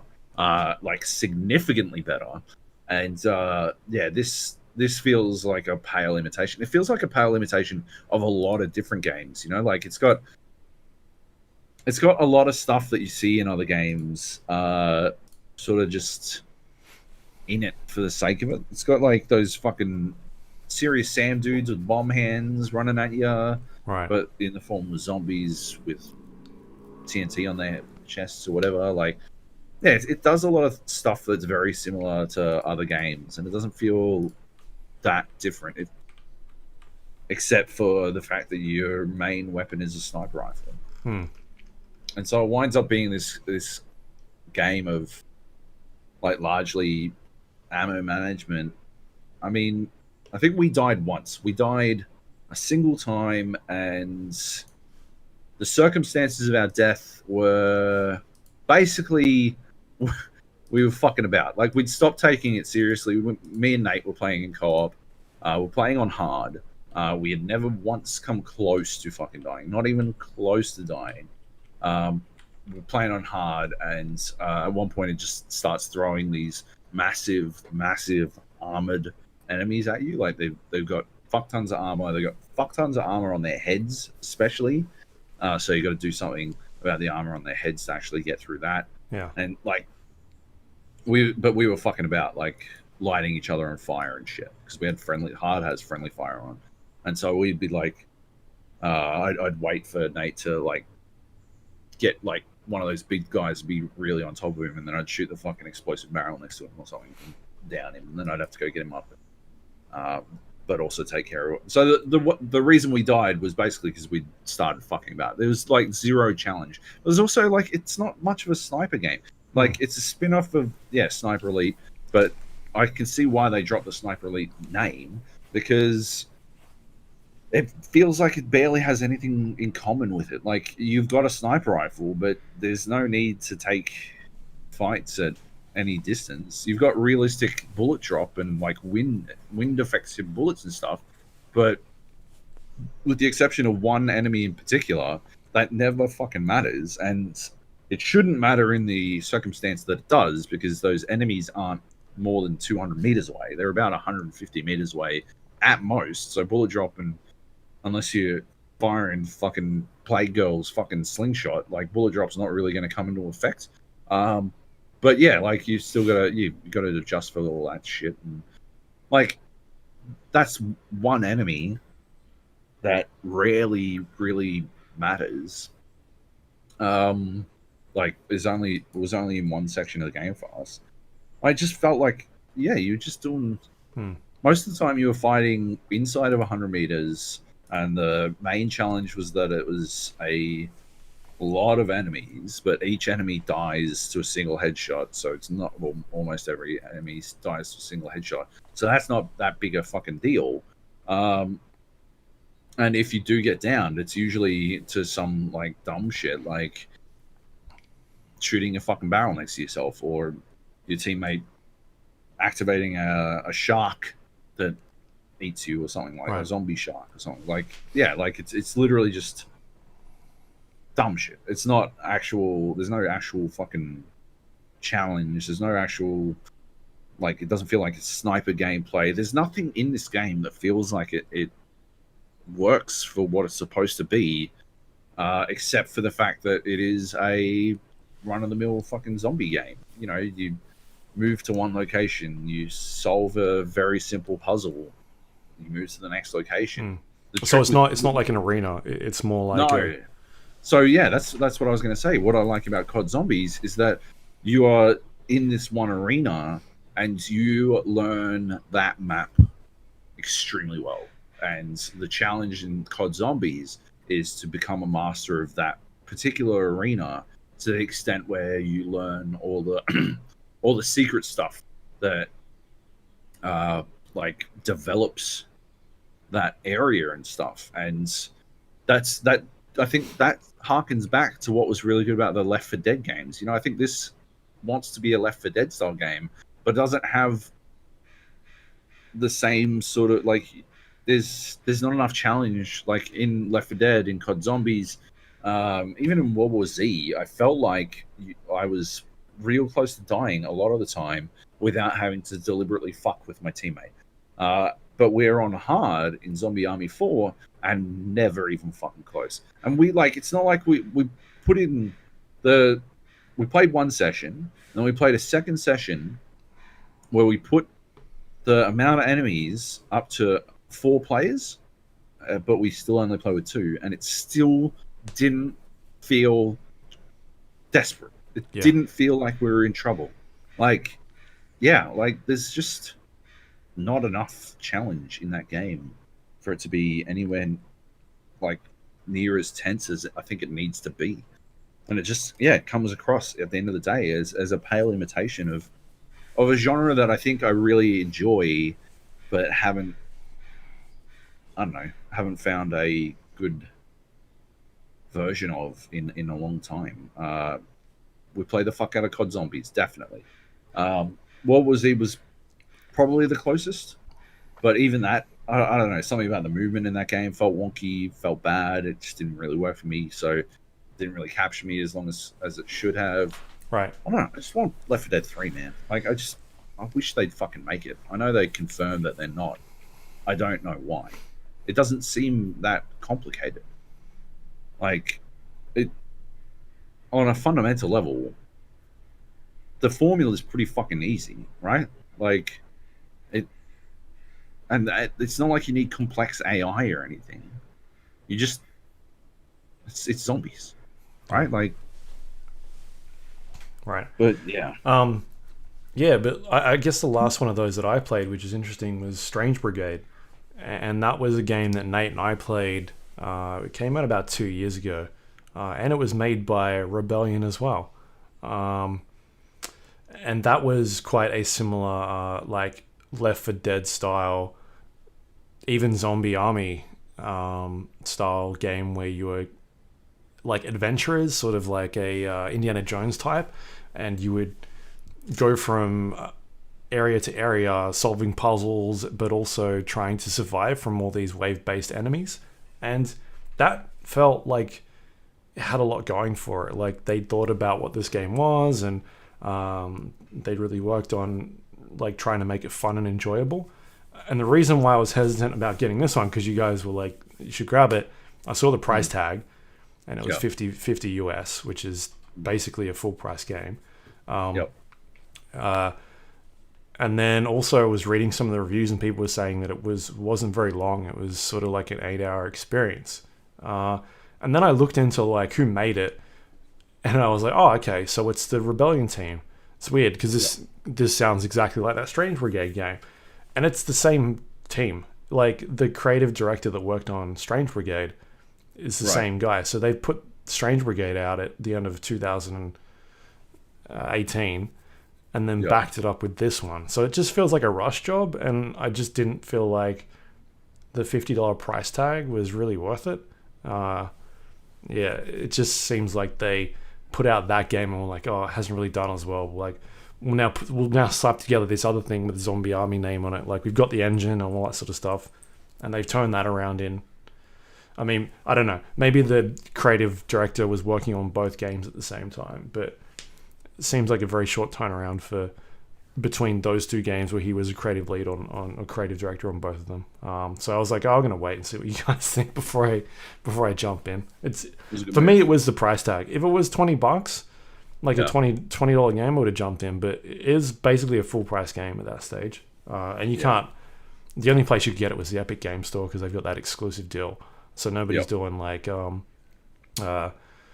cheaper keys or discounts or anything like that. So just didn't think it was going to be a good investment. So I'm glad I waited at least. But yeah, maybe it's a sign we need to jump back into, I don't know, Evolve or Left 4 Dead. Or something like that. I don't think Evolve's going to work, but yeah, I can see a Left 4 Dead. I've always, I know people have ranted and raved about Vermintide being real fucking good. I think I've got Vermintide too. Maybe I've got one. That. Yeah, I do. Vermintide 2, I've got it. If that's the one you're thinking of. Oh, I've got it too. Should we give that a fucking punt, maybe? Maybe, yeah. Yeah. I've never played it. I just looked at my Steam list. I've got it. Oh, and I got the other one as well. Yeah, okay. Yeah, maybe we'll give it a fucking punt. I don't know. I just remember playing Vermintide 1 and not loving it. Yeah. I think it was too fucking brown. But yeah. I don't know, let's have a squiz at that. Because, I really want to play a game like that. Cool. Sounds good. Nice. All right. Next up, we got Dead Cells. Some new DLC dropped. Yes. DLC for Dead Cells. Let me fucking bring up. Has it got like a name? The Bad Seed. So the Bad Seed dropped, and it's adding 2 new levels, 1 new weapon, I believe, and it's reworking a bunch of weapons. I think it's 1 new weapon. I don't know. I got more than the 1 new weapon, so 2 levels, weapons. A good DLC isn't complete without some new ways to mess up your enemies, so we're introducing 2-handed weapons for the first time, including a hard-hitting scythe. This should offer you another way to experiment with your playstyle, but as it restricts you to 1 weapon, we may need to tweak the system in the future. For now, just have fun with it. Let us know what you think. So I've unlocked that scythe. Oh, I haven't unlocked it. I've got the blueprint for that scythe, but I haven't unlocked it yet with cells. But it says weapons, and I don't know if this was already in it, but I got a fucking guitar, as a weapon, and I got it as a blueprint from one of the new areas. So I feel like it might be a new weapon. Anyway, it's pretty fucking hilarious. Provided you time your strikes correctly, it does critical damage. And so it'll do, you like fucking hit someone with the guitar, and then you uppercut, and then you strike them over the top, and then you strum the guitar.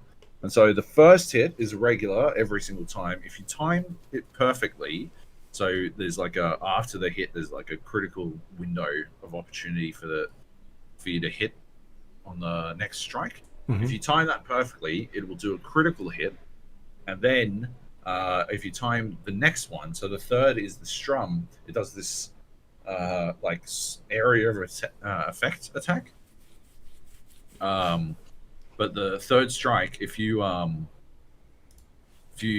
it correctly, the area effect gets huge, and it all does critical damage. And so I got this fucking weapon, I unlocked it, I started using it, and I got through the 2 new areas, beat the new boss pretty fucking easily. I started a brand new game, by the way, and I'm not 100% certain, but I feel like they've made Dead Cells easier.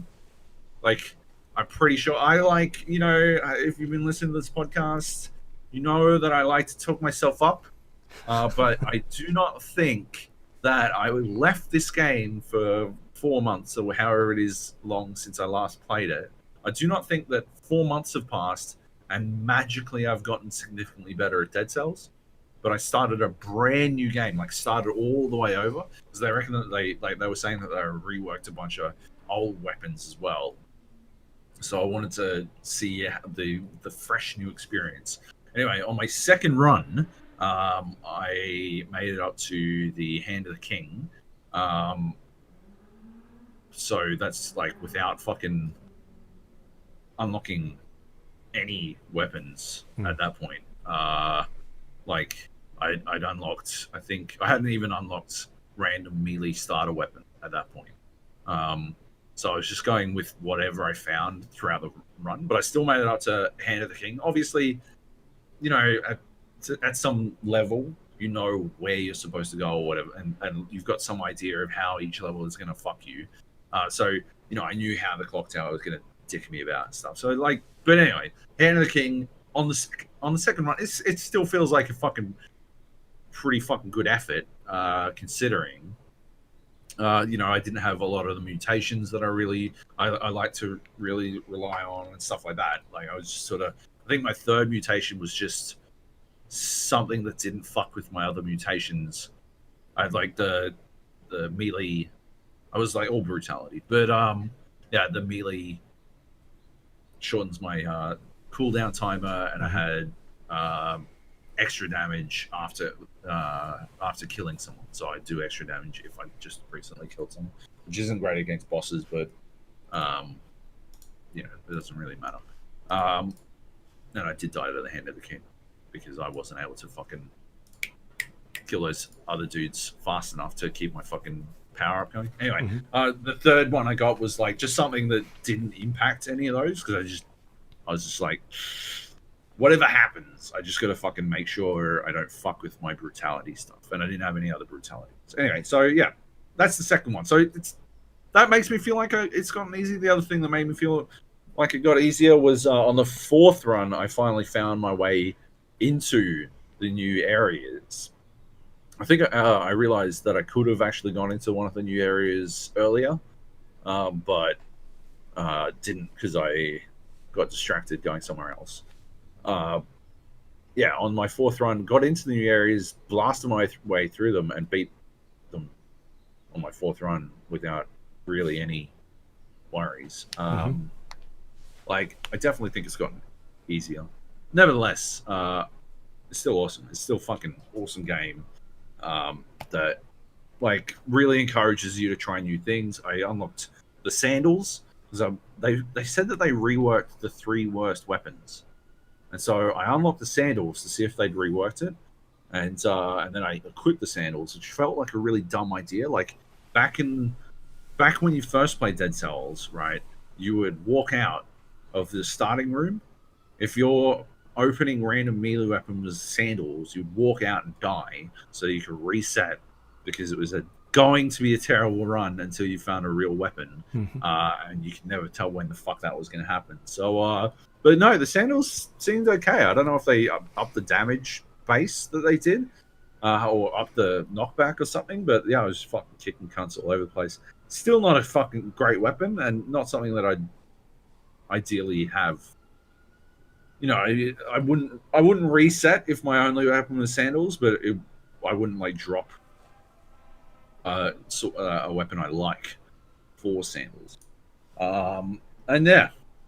I don't know, that's about it. I got this guitar, killing cunts with the guitar.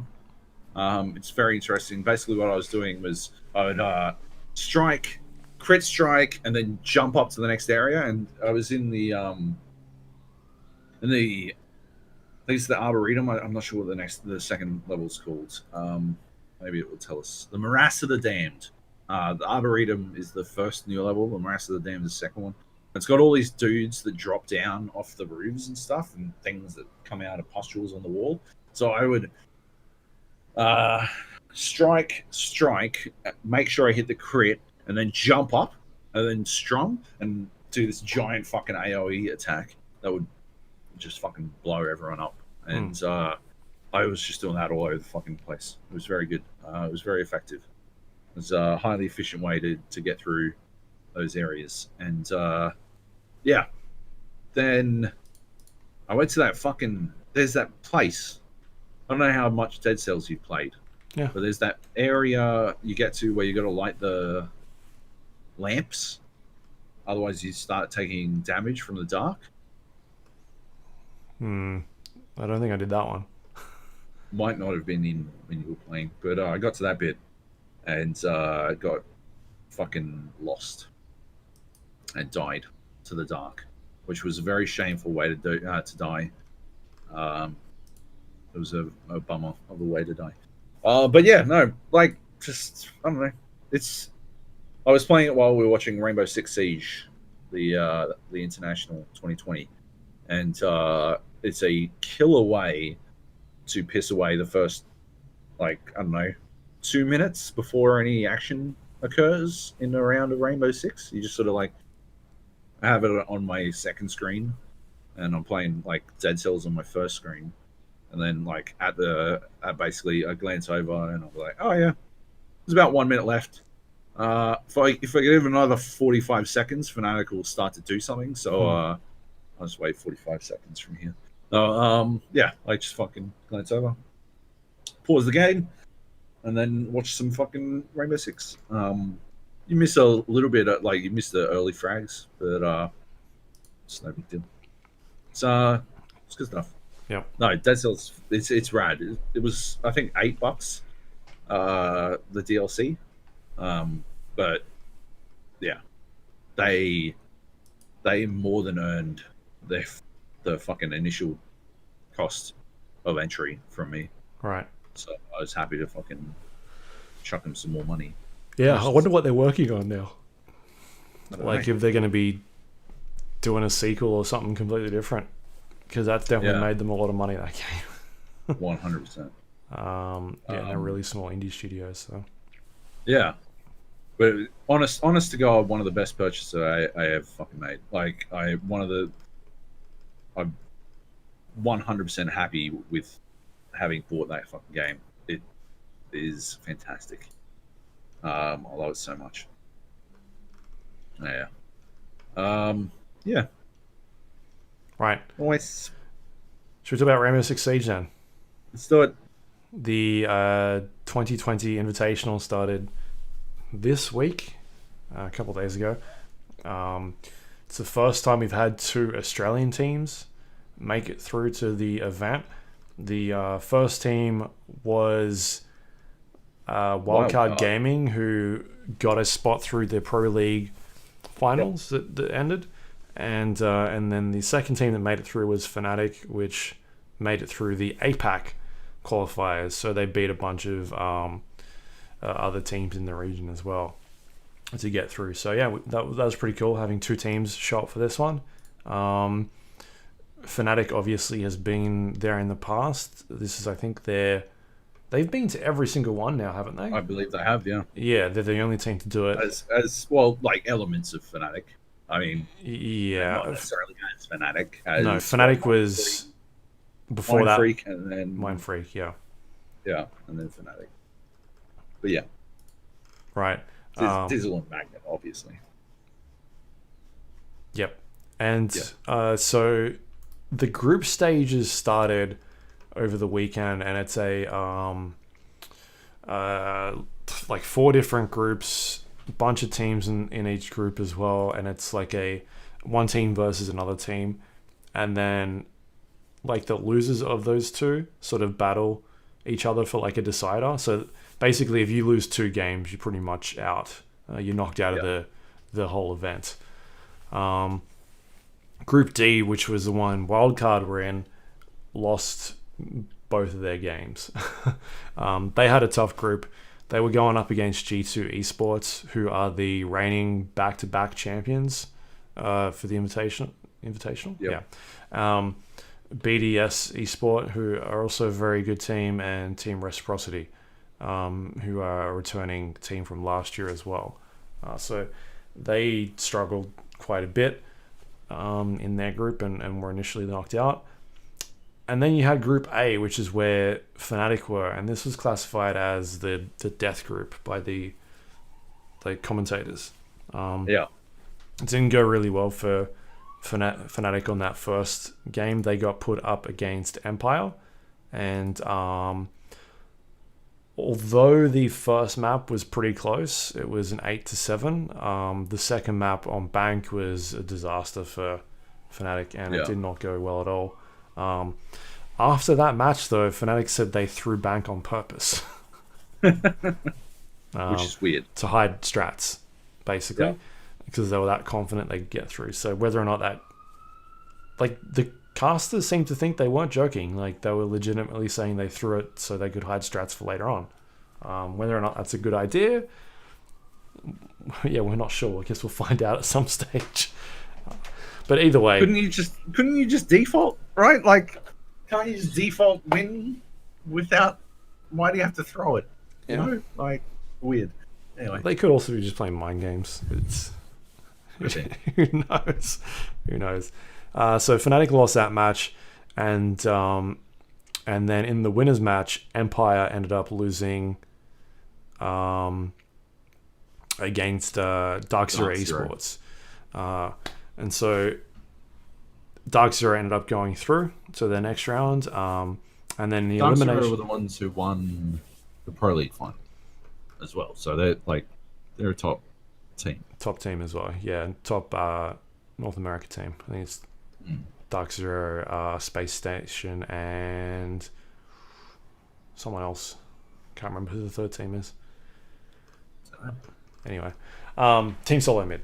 I think they're the other. Are they? Oh yeah, right. Yeah, there's 3 in there now. Yeah, and then so the elimination match was Fnatic versus FaZe, FaZe Clan, which was a really good match. FaZe ended up winning the first map on Villa, 7-2, which was a pretty convincing domination. But after that, Fnatic really came back, and they played Cafe, which they did a really good job on both sides, attacking and defense, which they ended up winning that map 7-3. And then after that, they played Clubhouse, which is a map that Fnatic played a lot of, and they held an excellent defense. It's a very very defensive sided map on Clubhouse, so it's really hard to sort of get into sites, and I don't know, I enjoy watching Clubhouse a lot. I think it's a really fun map to watch. It's one of the ones that they revamped, like they basically went through and redid everything, and I think it might be my most fun map to watch. It's sort of like that one. I like watching Coastline. I like watching Coastline as well. I don't like Coastline all that much. Yeah. But yeah, I like Clubhouse, and I know they don't play it all that much anymore, but Embassy. Consulate rather. I like Consulate. Yeah. Those are fun ones to watch. Yeah. But yeah, and so they ended up winning Clubhouse 7-5, which meant that they had a rematch against Empire, who are the runner-up champions from last year. And they did really well against them. They ended up winning 2-0 against those guys. So they played Cafe, and they went 7-3 on that map. And then after that, they played Clubhouse again and went 7-5. So pretty good run from them. They basically knocked out last year's runner-up winners. So they won 10 rounds in a row after they lost the first 3 on Cafe Dostoevsky. I think you were watching it. I think it was a bit too early for me to watch those 3 in particular, but didn't they run out of time on all 3 or some shit? The first 2 games, they lost 3 the first 3 matches, and 2 of them they ran out of time. It was like classic Fnatic style of play. But then they went on a fucking 10-round run where they didn't lose.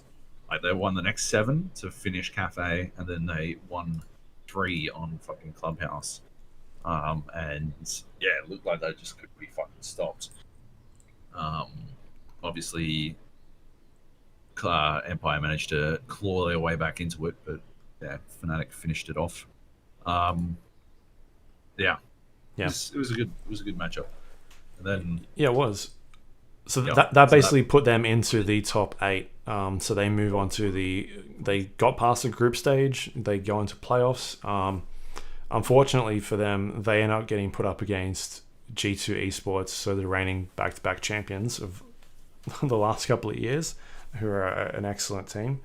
That team has also won like majors and that sort of stuff recently, within the last couple of years as well. So they're an excellent team, and it was, I think I said before, like, they got put up against them, I was like, they're gonna go against G2. Like, this will be it.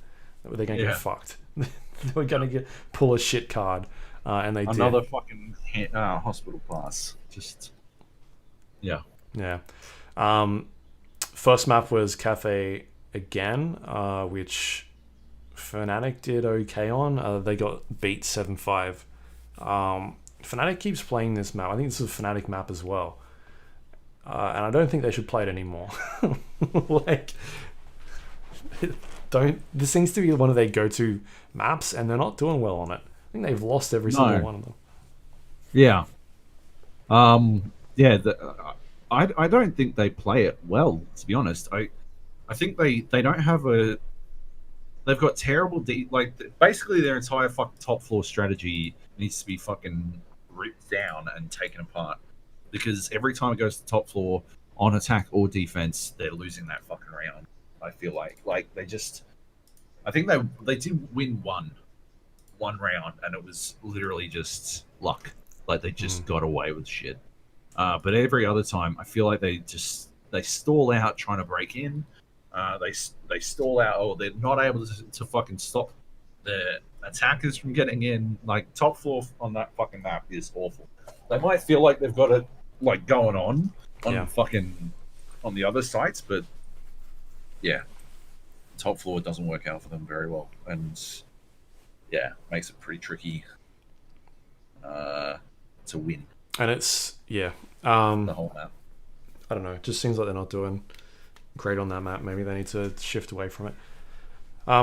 Next up, they played Border, which was G2 map, and surprisingly, things switched around. So G2 ended up losing their own map, and Fnatic won that 7-4 pretty convincingly, which was great for them. I don't think I remember any highlights. No, I just know that like I've seen Fnatic play that map a lot, so I was kind of hopeful that they do pretty good in that one, which was good. And then the third map was Villa, and that was a really good game, really close. Fnatic ended up getting on like a really good lead at the start, and then G2 ended up coming back towards the end of those games. But then, like, I think the last two rounds, it was pretty much sort of like one-on-ones. There was that one game where people were just whiffing shots and, you know, like really clutch moments. So I think Lusty got a really good 1-versus-1 at one stage. So it was extremely close towards that end part. And so, yeah, Fnatic ended up winning that series 7-5, which was a massive upset from those guys, because they're obviously considered the underdogs still at this stage, even though they perform pretty well at all these events. Man, I cannot fucking stand. There's one caster who's cast all the Fnatic games I've watched, Kickstar, who I don't know what it is. It feels like it's he feels it's his personal fucking mission to write off Fnatic at every fucking, like, every step along the way. Yeah. But he literally just spends the whole time fucking dumping on it. Oh, they're scared to play. Oh, they've got no idea what they're doing. They're not doing well on this one. This isn't their wheelhouse. He was literally talking about how Fnatic had to be tilted when and they were going to lose on when Fnatic were on series point of map 3 against fucking G2. He was still convinced G2 were going to win. He would there would be fucking 1v3s where G2 had one player left, and he'd be like, I'm still backing this player, who was also at the bottom of G2's like tables. Yeah. And he'd be like, yeah, I genuinely think that Kanta Karate can still like pull this one off. I just think, I think Fnatic must be tilted at this point. And it's like, at what do they have to do if they they're in the losers bracket now? They lost to Team Solo Mid this morning at 2:00 in the morning. I did not watch it. But like, if they beat MIBR or BDS, whoever the fuck they come up against, and then they beat, I assume, Dark Zero in the fucking following one, and then they beat probably Space Station in the following one, and then they beat fucking Team Solo Mid in the fucking grand finals, he would, like, if they're like fucking sitting there, they've won every map since, they'd be sitting there, and it's a 1v5 in the grand finals for fucking the entire thing. It's all going to be down to, like, Fnatic are one fucking round away, and there's 15 seconds left, and TSM have dropped the fucking diffuser, and they need to get across the map and pick it up, and or frag fire ace. Kickstarter will be like, yeah, I just don't think Fnatic can win from here. I just don't see any way for them to, to battle their way out of the hole they've dug for themselves of being significantly in the lead and having won everything the whole fucking time. Yeah. Like, I don't know what it is. Maybe he just doesn't like Fnatic. Maybe there were multiple times where, especially in that G2 match, where one person died on Fnatic, and he was like, Fnatic's in a bad spot. This is 5-4 this game. Like, he wrote them off. He specifically said as soon as one person died, they were out. Like, they lost that round. I saw him. He's done that a bunch. He did it today as well when he was doing that. Like, he's Nostradamusing every fucking round just to try and prove some sort of point. And specifically, I remember that round where it was like 5 versus 3, and he said exactly the same thing, and Fnatic won that round. Yeah, like, I don't know. He needs to stop. He's extremely negative on his commentary. But only towards Fnatic. Like, I get that APAC is an underdog fucking region, right? But I'm starting to think Dizzle might have fucked his mum. Like, there was a comment he made. Guess.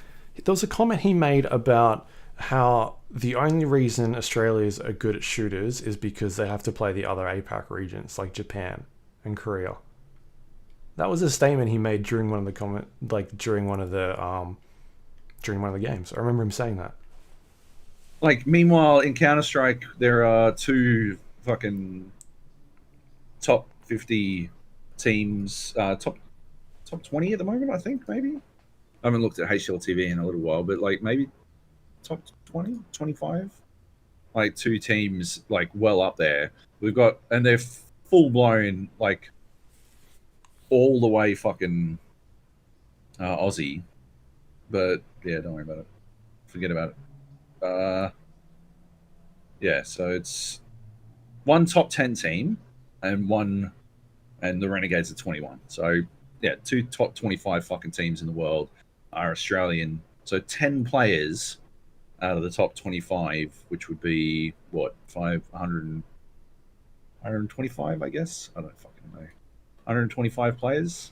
That's batting above average, considering there's only 23 million people in Australia. But we're only good because we play the other fucking regions, who are obviously highly well represented in the same fucking split. Tai Lu is 26. That's it looks like the highest Southeast Asian team. Yeah, Tai Lu, 26. So not quite the top 25, but whatever. Yeah, fuck Kickstarter. He's fuck. Anyway, his commentary has been driving me fucking bananas. Every time I put out a tweet the other day saying that I'd love to watch Rainbow Six without the commentary. And I didn't want to shit on any casters in that tweet, but it's his casting that I want to be able to get rid of. I don't want to hear him anymore. Yeah. I would much prefer to just listen to the game sounds. Yeah. And it's if I'm being honest, he's a large reason why I tune out the fucking first portions of every fucking map, so I don't have to listen to him fucking make inane predictions of where the next fucking round's gonna go. Like, the worst part is if Fnatic somehow do not again bat way above their fucking level to make it through. Like they've definitely, they've made the main stage or whatever. If they somehow don't then go on to win it all, it'll somehow be evidence that he's correct, that they never should have gotten there. It's fucking, it's OG all over again. There are a lot of flukes in the sea, right? Like anyone can catch a fluke. Like there's this, people will fucking bend themselves over backwards to justify their preconceived notions constantly, and it feels like Fnatic, every single time they play, they run into someone who has written them off literally because they're from APAC, and then they do better than expected. And like, how many times does a team have to do better than expected for expectations to change? I don't fucking know.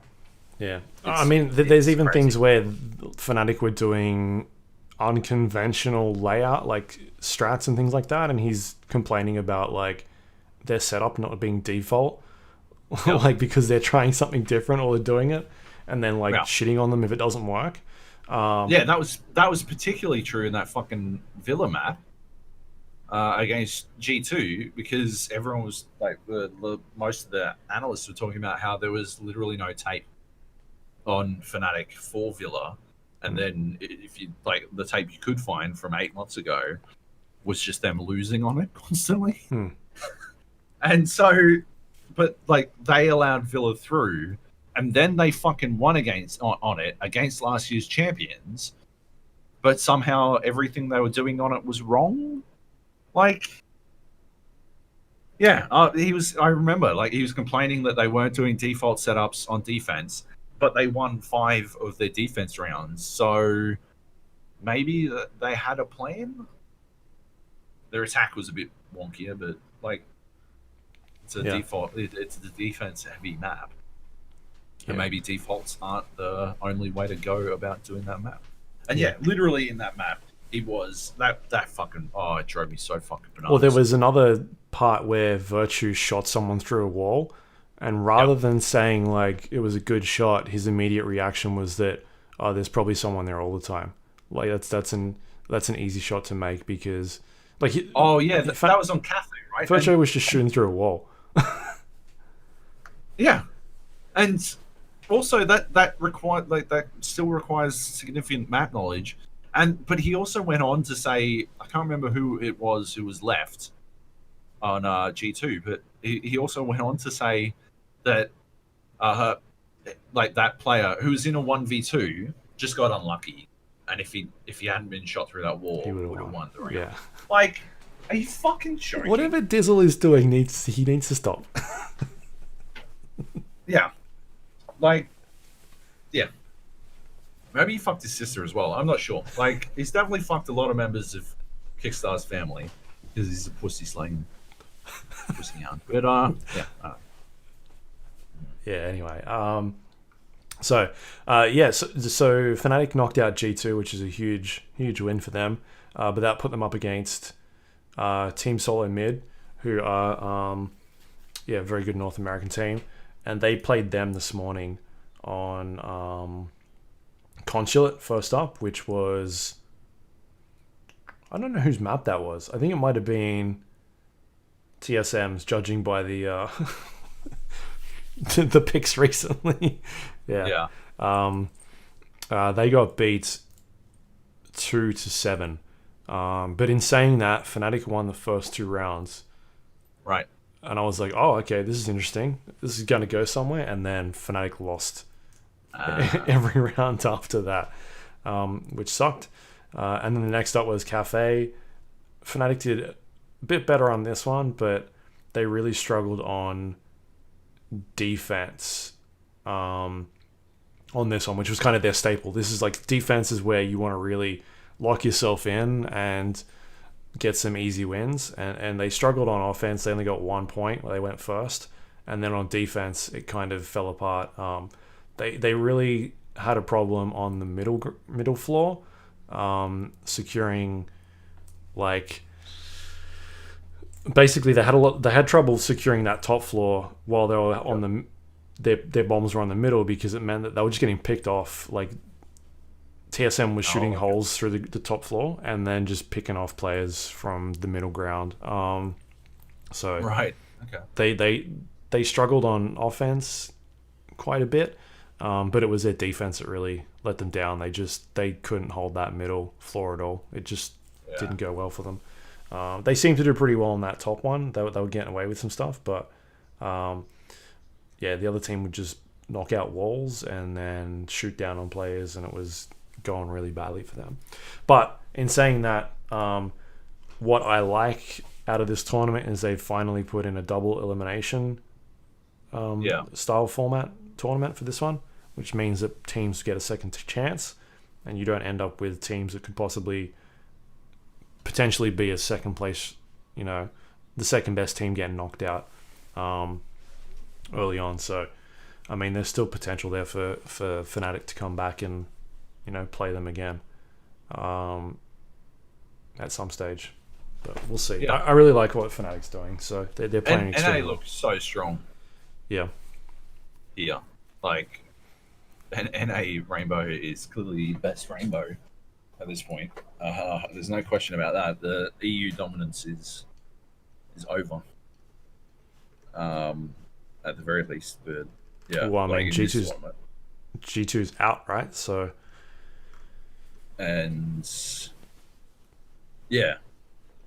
But we're guaranteed an NA team in the fucking finals, in the grand finals, because it's TSM versus Space Station.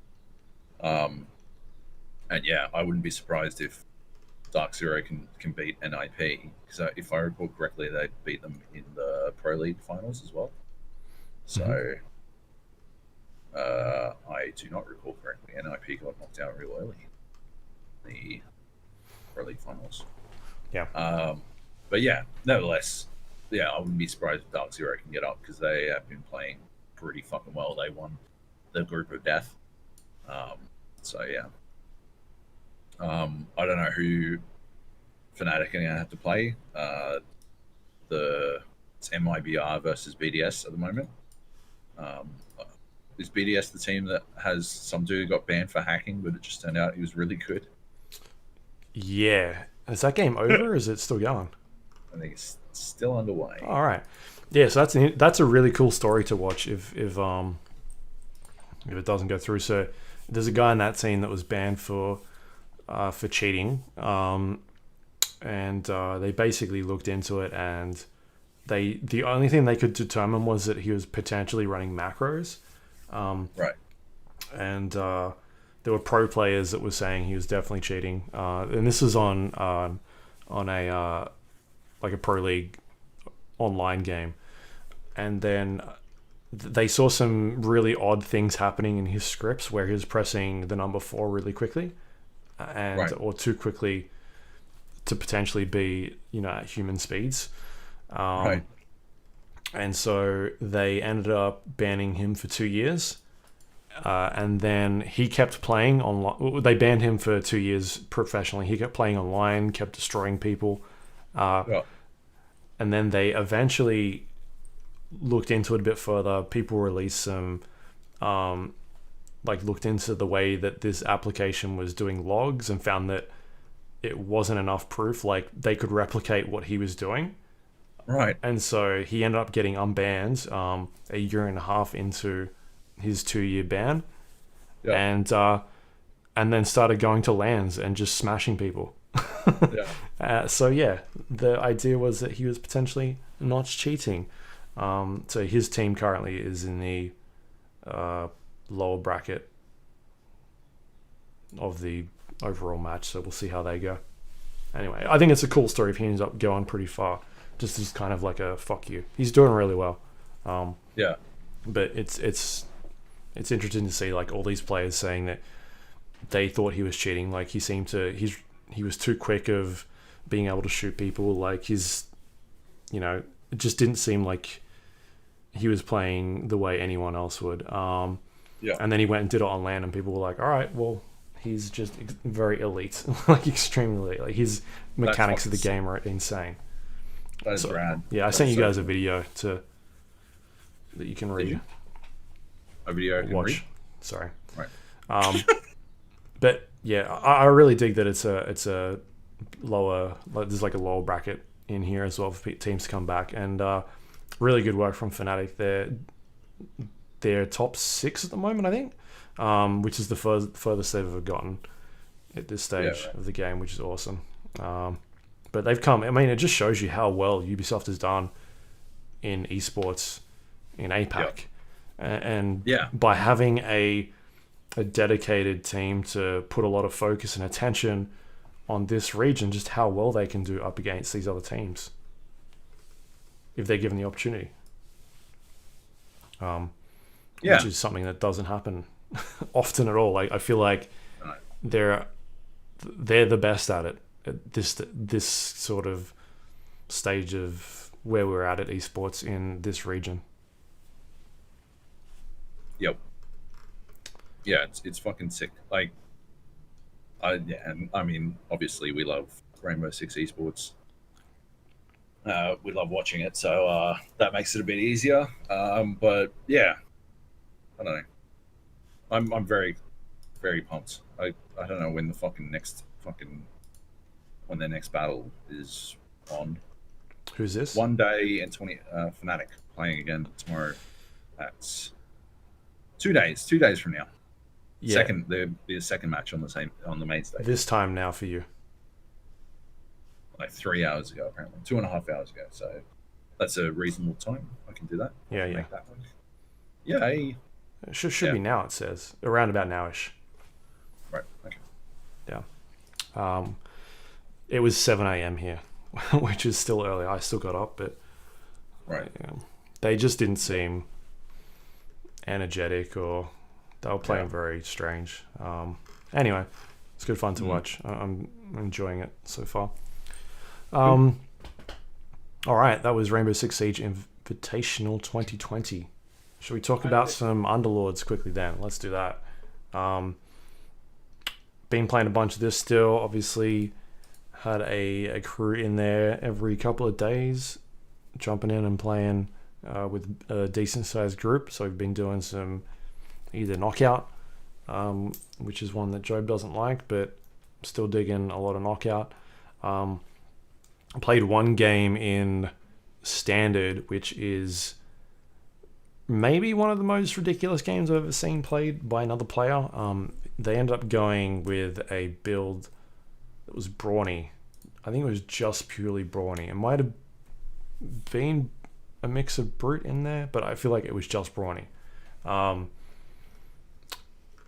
I've never seen someone dominate so hard in that game. It was disgusting. They managed to get some really early kills with their brawny characters, and must have just figured, like, I'm going all in with brawny. So the way brawny ends up working, for people that aren't sure, you get this alliance, and for every kill that a brawny hero has, they get in the first level, it's 15 extra health for each kill, and I think the second one is 30. That's if you build up the whole alliance to its maximum potential.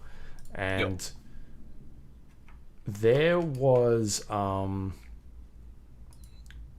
I don't know, maybe 8 brawnies on the board at one stage. Like, he was just going brawny everyone. Like, he didn't give a fuck. I don't know how much health these things had, but it was insane. It was fucking stupid. There was like one character, which wasn't even his main damage dealer, that had like 94 kills. And so that's just the one character. So that's like an extra 3,000 health. And then you've got like 7 other characters on that board. Yeah. There was just... no one could do anything because it was just so tanky. And then he would have like his like Beastmaster just destroying people, like 2 Beastmasters on the board, and then like a Bristleback. Just the Bristleback has so much health that you couldn't kill it. It would just its quills would be spraying out, and that's like stacks. Like, the more times it hits you, the more damage it does each round. And so it would just, he's got so much health, you can't kill it. So it stacks of damage. I think he ended up finishing the game on like 87 health or something, and the next 80. player next to him was on like 25, and he just knocked him out in like one go. It was disgusting. Yeah, right. It was the stupidest thing I've ever seen, and I was like, "Fuck you! I'm gonna try that." and then I got knocked out like first the next game. I was just like, all right, fair enough, power to you. You did well on that one, because I thought it was just one of the most disgusting things I've seen in that game in a long time, by just being fuck it. So this was in standard as well, right? Yeah, this is just I've been standard. doing so many fucking dumb strats in standard now. Like, I am all about the dumb strats in standard. I've been doing my newest one has been Legion Commander. Yeah. With it's only worked once, but oh my lord, it worked. Oh my lord, it was so good when it worked. Legion Commander with 5 spirits. And I've dug all the way down into the perfect way to do the spirits. So you need a human first of all, so that they can get their mana up real quick. You need 1 more human on the board, right?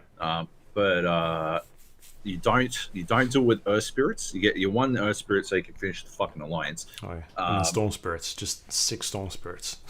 Well, see, the problem is, right? You can't have more than 2-star storm spirits. Because obviously getting the third 2-star storm spirit makes him a 3-star. Yeah. So you've got to do your 2 stars, and then I round it out with 2 2-star embers, and one of each of the. So you go 1 storm spirit and 1 extra ember, and it is just fucking triangles for days. It is triangles all day, every day. But the juice of it, provided you can keep Legion Commander alive long enough, which is why. So the one time it worked, I only had a Crystal Maiden as my extra human. I couldn't find another fucking human. It wasn't working out for me. But I did have a Stone Hall Pike on my Legion Commander.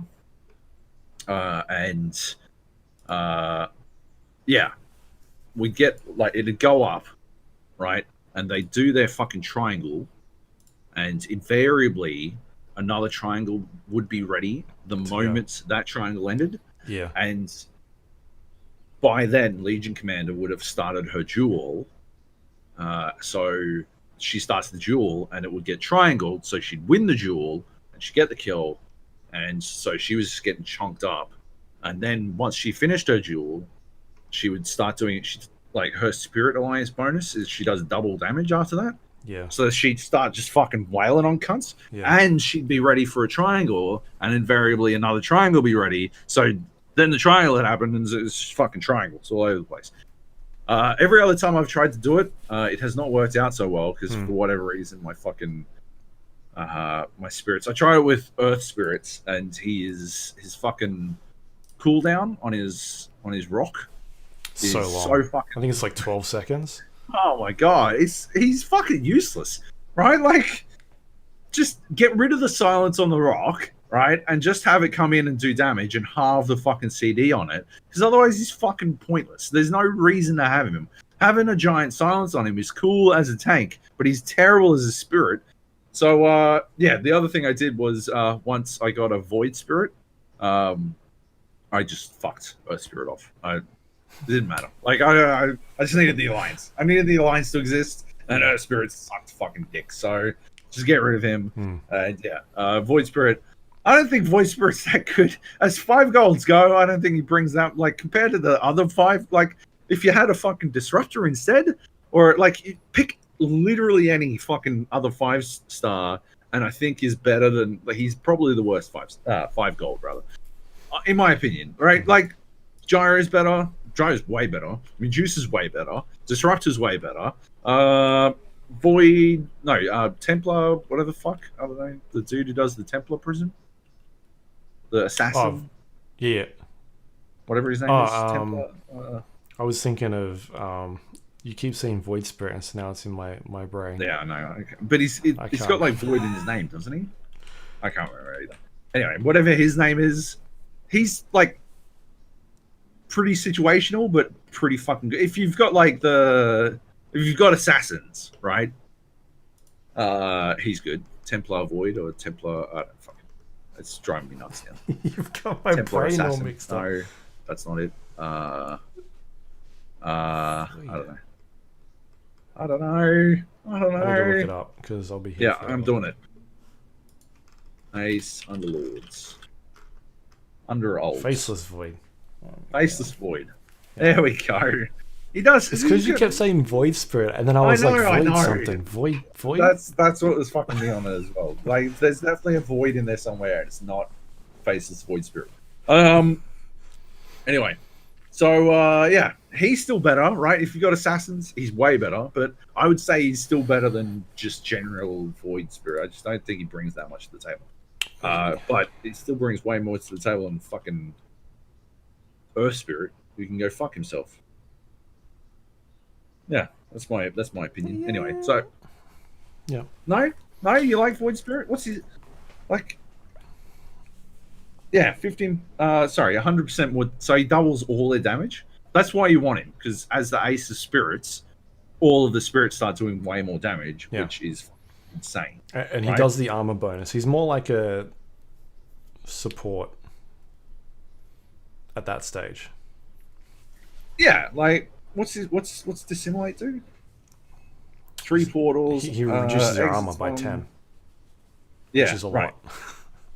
For 5 seconds though, and it's not that much. 10 is a lot. 10 is a lot. That's like more than second star, than 2 alliances of oh fuck, I can't even remember the name anymore. We're good at this. Heartless, yeah, because that's 9. That's 9, yeah, but it's only on, it's one target. It's not everyone. Like, Heartless is across everyone, and by that time you've definitely got fucking, if you're going Heartless, you got 2 you got enough for 2-star Heartless, right? Or 2-tier Heartless, rather. Yeah, 2-star, 2 gold, 2-tier. There's so many fucking layers to this shit. It's very fucking infuriating. Anyway, so yes. Anyway, yeah, it's some, but it's not fucking tons, and it's only for 5 seconds. It's not like permanent. Like, anyway, he's good. I'm not saying he's not good. I'm just saying if there was another ace on the fucking, if you could take another ace, you'd take it, right? Like, oh yeah, the gyro or Medusa. Who else is then? Enigma. Enigma isn't that good at the moment. Lich is pretty good. I haven't seen Techies. Is Techies not in the game? In. No, they got rid of him. Yeah, right. Yeah, Lich is pretty good, but yeah, you desperately need all those aces. You need all the fucking. He's terrible with just fucking 1 tier of magic, in my opinion. Yeah. He just doesn't do enough.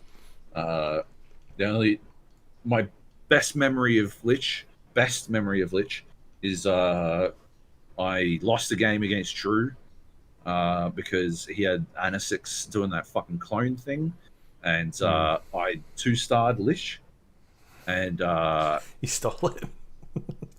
he stole the Lich of all the people to.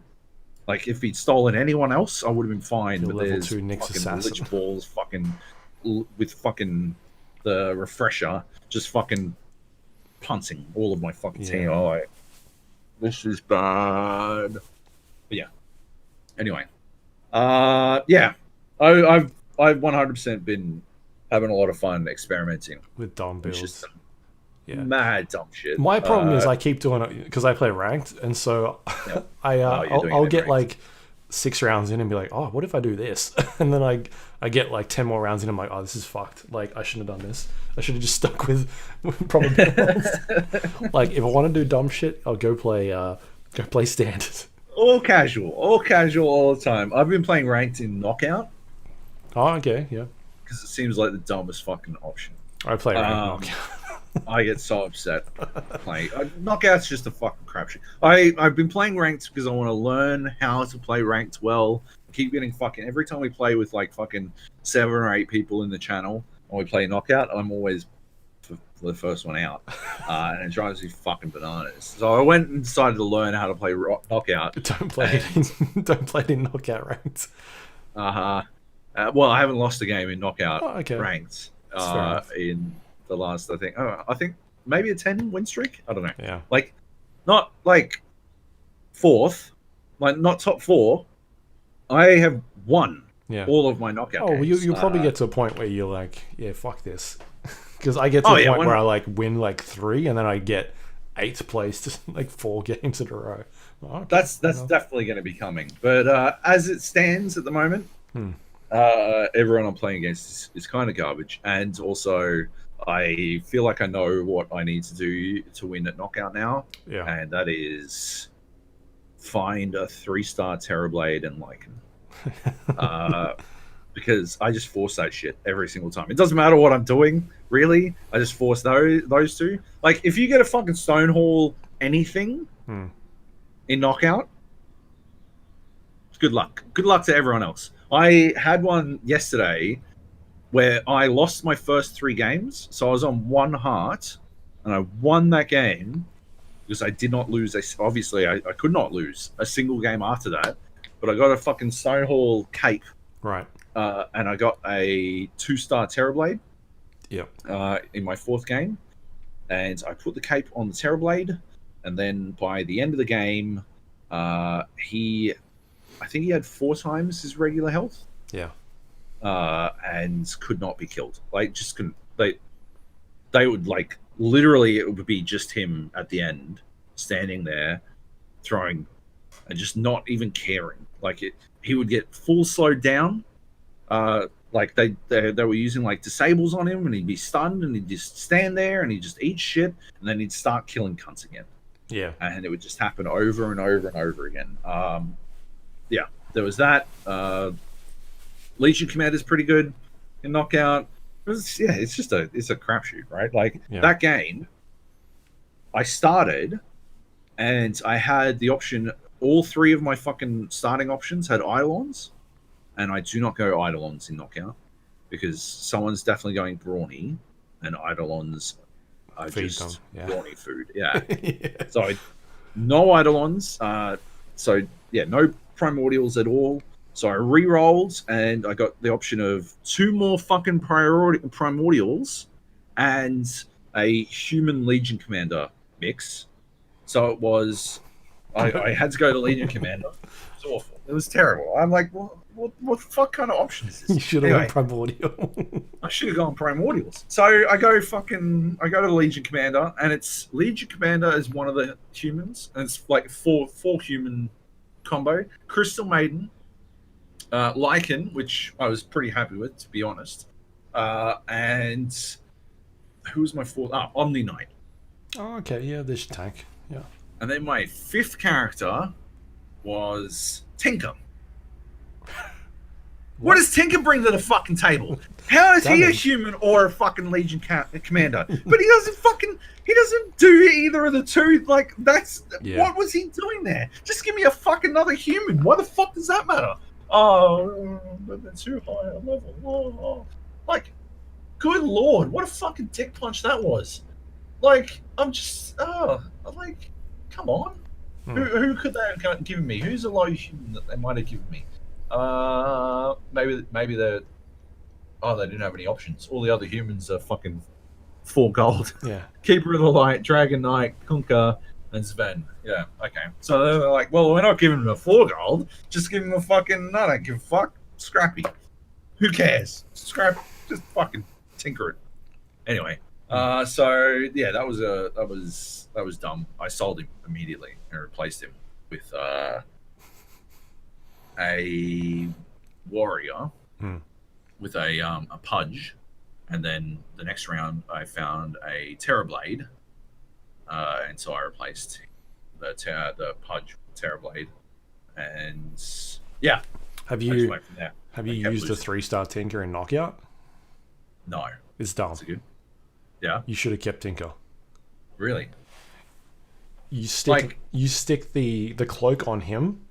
Oh yeah. And that's it. You've won.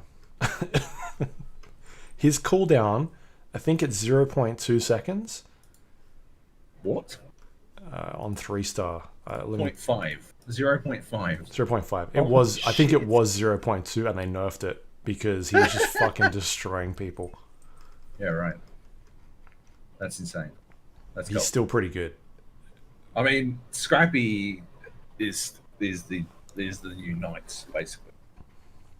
At the moment? Like, yeah, you see Wiener babies going fucking Scrappy as soon as like forcing Scrappy in games, because people just tend to win with it. I suppose it's because they get to the 3-star tinker and he starts fucking destroying that picture of the plane that has all those fucking flares coming out of it. Except instead of flares, they miss. Yeah.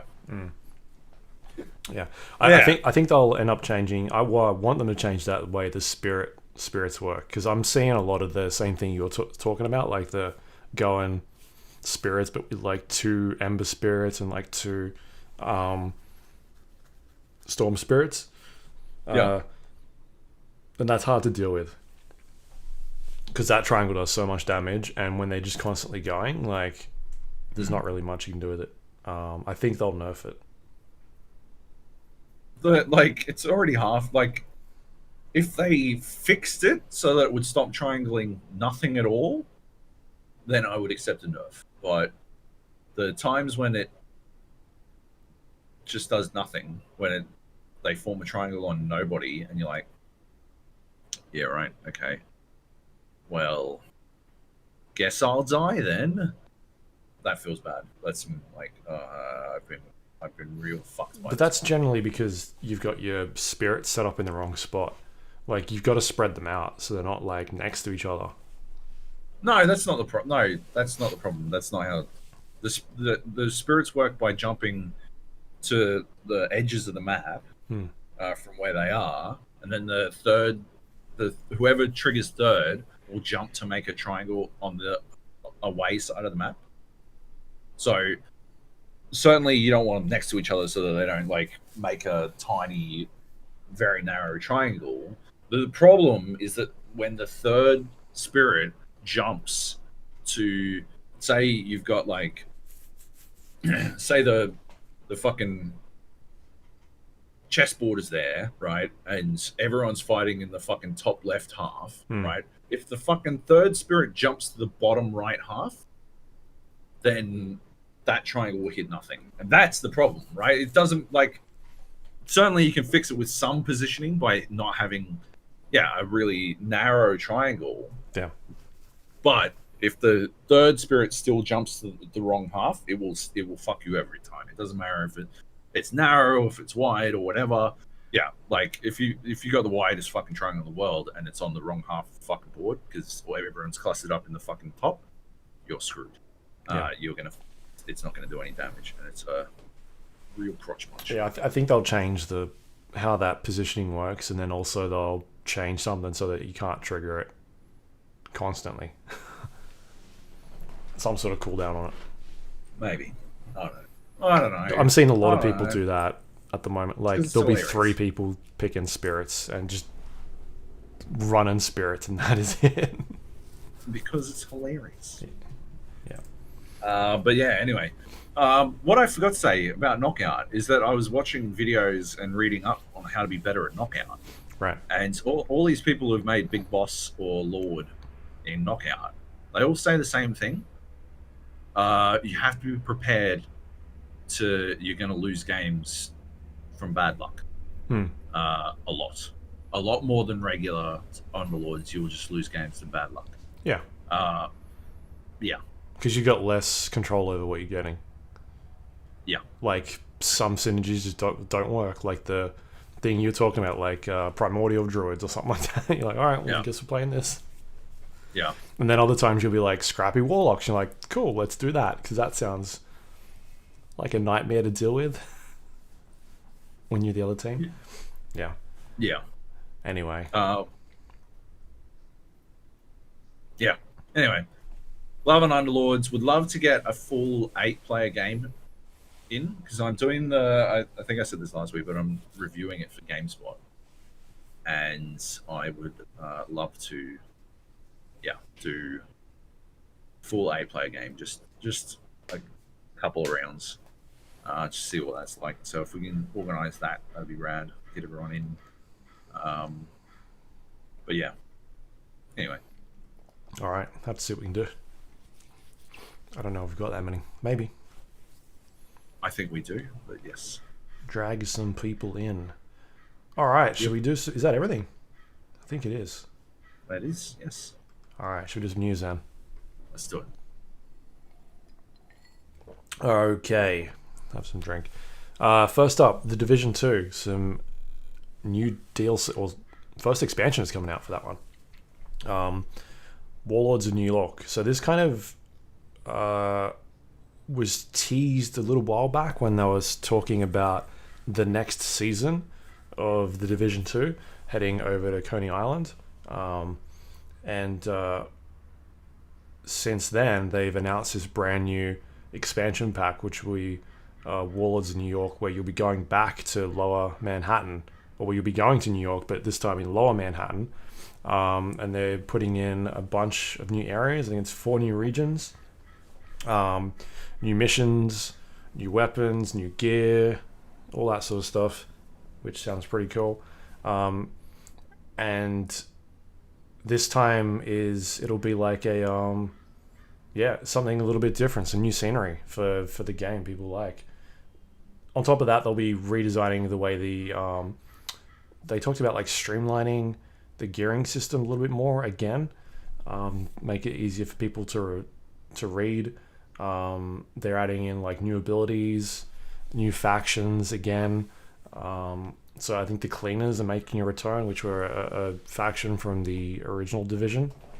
Yeah. And yeah, that's basically where they're going with this. Their first paid DLC after releasing the game a year ago. Well, I guess in conjunction with, it'll be about a year since release. So since then they've been doing like free DLC passes.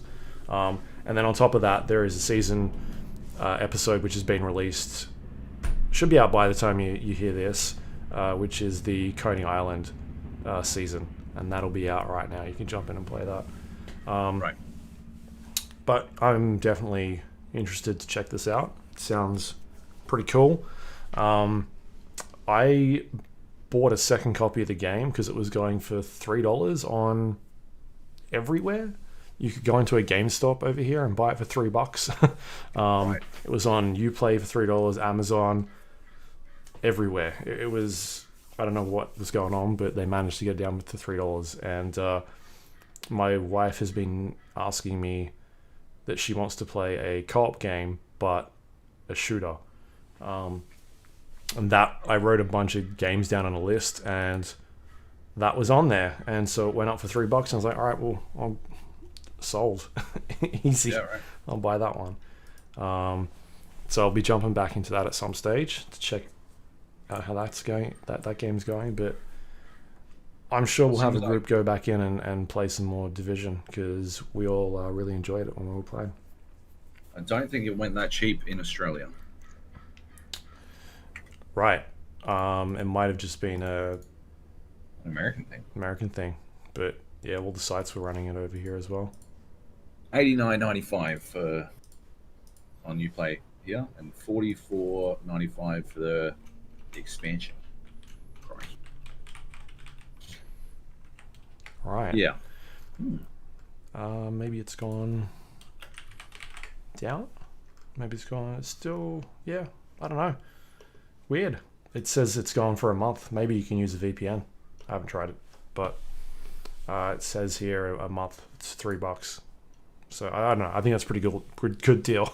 I think it's 95% off. It says on their site. So that's awesome. Anyway, I think we'll probably have a team that goes in and checks that out again at some stage. I'm interested to see like how they have changed. Like they learned a lot between Division and Division 2 in terms of level layouts and like a lot of verticality in DC at least. Like it just didn't feel like a flat area when you were running around in the streets. But because it is back in Manhattan, I don't know how that sort of shapes what they're going to do. Like, is it just going to be flat ground again, and you going into buildings and running around vertically in those ones?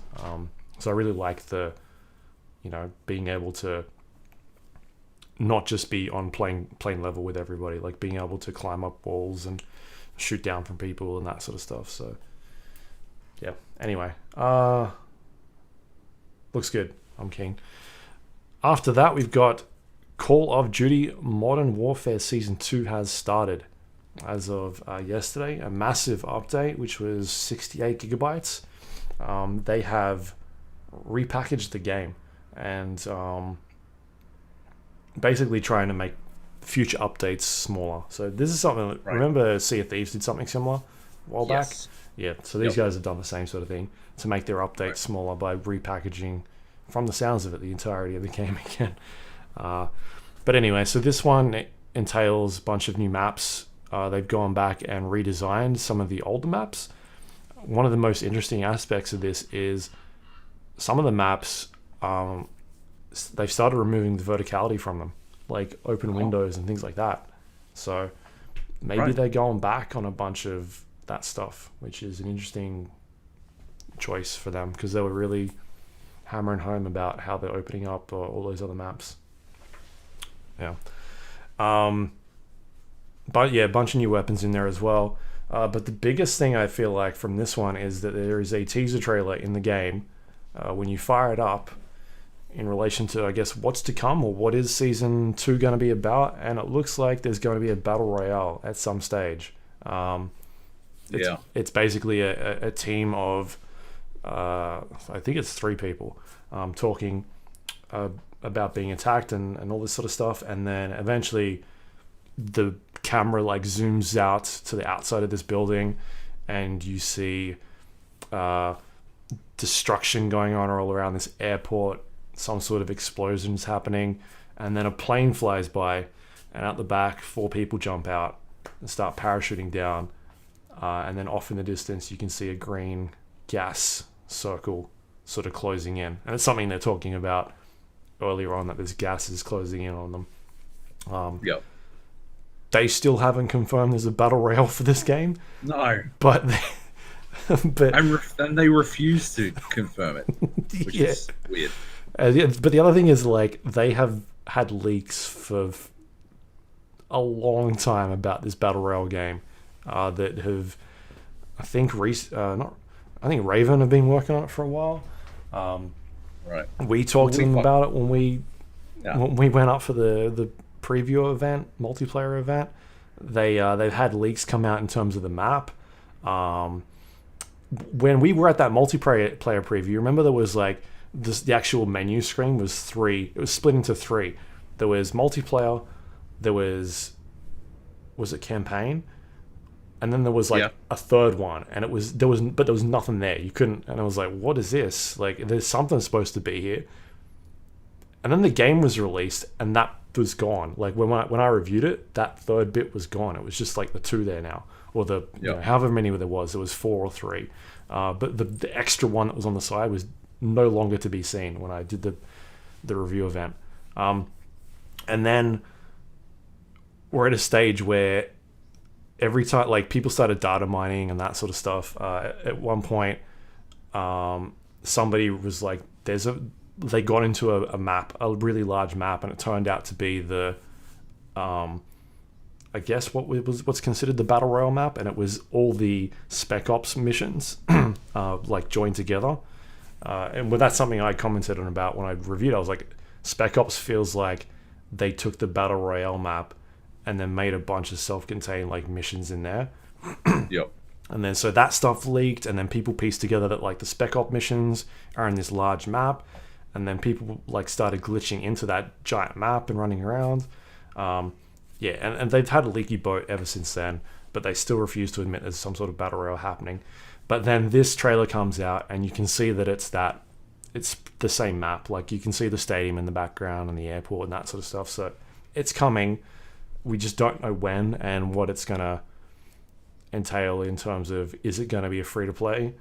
I was hoping it is, but at this stage, I'm not convinced. I don't think it's going to be. Likely. Yeah. No. It looks like it's going to be a maybe a March drop or something like that, or at least maybe a couple of weeks until we hear something about it. Some sort of like stealth drop. Either way, I'm still going to play it. So 100%. I mean, shit, we're gonna have to whenever it fucking comes out, because apparently my favorite rendition of fucking Battle Royale has decided that they don't want to do that anymore. They don't want to be a Battle Royale game anymore. PUBG announced this week that they're doing Team Deathmatch as a new mode. Which, yeah, as a brand new mode released today, I believe. Yeah. With version 6.2. Mm-hmm. And that is, to me, the final nail, I think. That, to me, says that whoever is in charge at PUBG Corp, driving the ship that is PUBG. I mean, we've spoken about this. We spoke about this a couple of weeks ago. That that I certainly and you agreed. They don't have any idea of, like, they don't have the same fucking vision of what they did. They're not trying to make the same game anymore. They're not trying to make PUBG anymore. They're trying to make some other fucking game. We talked about adapt and survive and react and survive, and the difference between those two things. But Team Deathmatch, to me, is such a dramatic divorce from the pure concept of what PUBG is. But it is, to me, like the final fucking nail. Like there's no coming back from this. This is DayZ deciding to put in single player. It is not just something that I don't want, which games can have things I don't want. I don't have a problem. Like, I don't have to play every part of a game, right? Like, there's plenty of fucking, like, I don't want to play fucking Knockout in Underlords, so I just don't play fucking Knockout, right? I'm only playing it because I'm reviewing it. But yeah, if I don't like Knockout, then I just don't play Knockout. It's pretty fucking easy, right? Like, that's not a problem, right? But what it speaks to is a philosophy behind what Team Deathmatch speaks to is a philosophy behind at the core of PUBG that is divorced from what the game should be. Like I mentioned DayZ in single player because it was the same thing, right? The thinking that goes into adding single player in DayZ, right, is so divorced from what the experience of DayZ was supposed to be, right? You cannot arrive at single player for DayZ without having made a very wrong turn at some point along the way, and you cannot arrive at Team Deathmatch for PUBG without having arrived. And like, I guess the difference is that it wasn't as well signposted. It's very much like being on a highway and you take the wrong fucking off ramp, and suddenly you're on another highway, and this back in the days of the fucking Reflux, right, when you didn't have a GPS and a camera and a personal computer and a instant messaging device that also happens to make phone calls on you at all times, you'd have to fucking look it up in a book, and you'd be like, well, I want to go here, and then you fucking trace your fucking path all the way back. And if you happen to take a wrong turn at some point and you were completely unaware of where you were, it's like being in Japan, right, and taking the wrong train in Japan, right? And if you don't speak Japanese and you're not very familiar with the fucking metro system, the subway system, it's pretty easy to get lost. Once you do understand how it all works, it's like Japan's fucking phenomenal and so easy to get around. But that brief period of time, it's very easy to get on the wrong train. And yeah, you can get back to where you were, but you've got to go back, right? Anyway, the point I'm making is, yeah, you get on the wrong off ramp and you just continue along, and all the signs are in a language you don't understand, and they don't have route markers or whatever the fuck, so you're not aware that you're heading in the wrong direction. But every now and then you see a sign come up, and the sign is like Sandhawk. You're like, Sandhawk doesn't sound right. Sandhawk doesn't. I don't know if. I looked when I was looking in the Reflux. I do not remember Sandhawk, right? And then you drive, but you keep driving. You're like, it's probably just I'm sure it's fine. I'm sure we took the right turn. We're good. And then you see another one. It's Carrigan. You're like, that definitely sounds wrong. But I just don't know. We're sort of stuck anyway, right? Like, we're kind of like, we could turn it all around if we get off on the next off ramp. If we take the next off ramp and we grab the Reflux out and we work out where the fuck we're supposed to be going, maybe we can turn this all around. And then, but the person driving the car is like, nah, we're good. Don't worry about it. We know where we're fucking going. We've got this. We're going towards one away. We're going towards battle royale chess now. This is where we're going. We've teamed up with Might and Magic. No, this is good. I know where we're going. Don't worry about it. We don't need to put the fucking Reflux back underneath the seat, motherfucker. And then you go, and then there's the next sign off ramp is team deathmatch, and you're like, that's wrong. That is flat out wrong. I remember looking in the Reflux, right? When I was looking at the fucking map, it said, if you're going to team deathmatch, you've gone the wrong fucking way. You've got no idea where you're going anymore, right? We were supposed to be heading towards battle royale, and team deathmatch is literally in the opposite direction, right? Literally in the opposite direction. You don't know where you're going anymore, and that's what's happening here. Because, like, battle royale literally evolved from people who didn't want to play team deathmatch anymore, right? How the fuck do you arrive at fucking team deathmatch in a game that evolved out of not playing team deathmatch? That's fucking stupid. It's so fucking dumb. They have no fucking clue what the fuck they're trying to achieve anymore. They're so divorced from their original intention. It is literally fucking D&D taking fucking George R. Martin's vision for the end of fucking Game of Thrones and then being like, we can get it done in we'll get it done in 6 episodes and just, by the way, fucking Bran Stark's the new king or some shit. I don't fucking know. Let's take our money and make a Star Wars movie, baby. Like, they've got no fucking idea anymore. They may like, the people in charge now never had a fucking clue of what they're fucking supposed to be doing. Yeah. They're so fucking divorced from what it was supposed to. Like, how the fuck do you make a team? How the fuck do you compete against Fortnite, made by Epic Games, a fucking company who has a fucking long tradition in team deathmatch games with Unreal Tournament? Why isn't Fortnite? Why isn't there Fortnite team deathmatch? Where's that? It's weird that the company that has a fucking long history, a storied history in team deathmatch, wouldn't then make a fucking... It's almost like they know that's not the right path. And people are like, fucking, oh yeah, like, don't worry about it. It's just gonna... People are just gonna use it to warm up before a fucking game. You know, it's wrong for fucking a billion different reasons, but first of all, right, that's not how you warm up. That's not how you would warm up, because either they make a team deathmatch game with a fucking 20 tick rate that drop. Oh, sorry, a fucking 11 tick rate that raises to 20 by the end of the fucking map, right?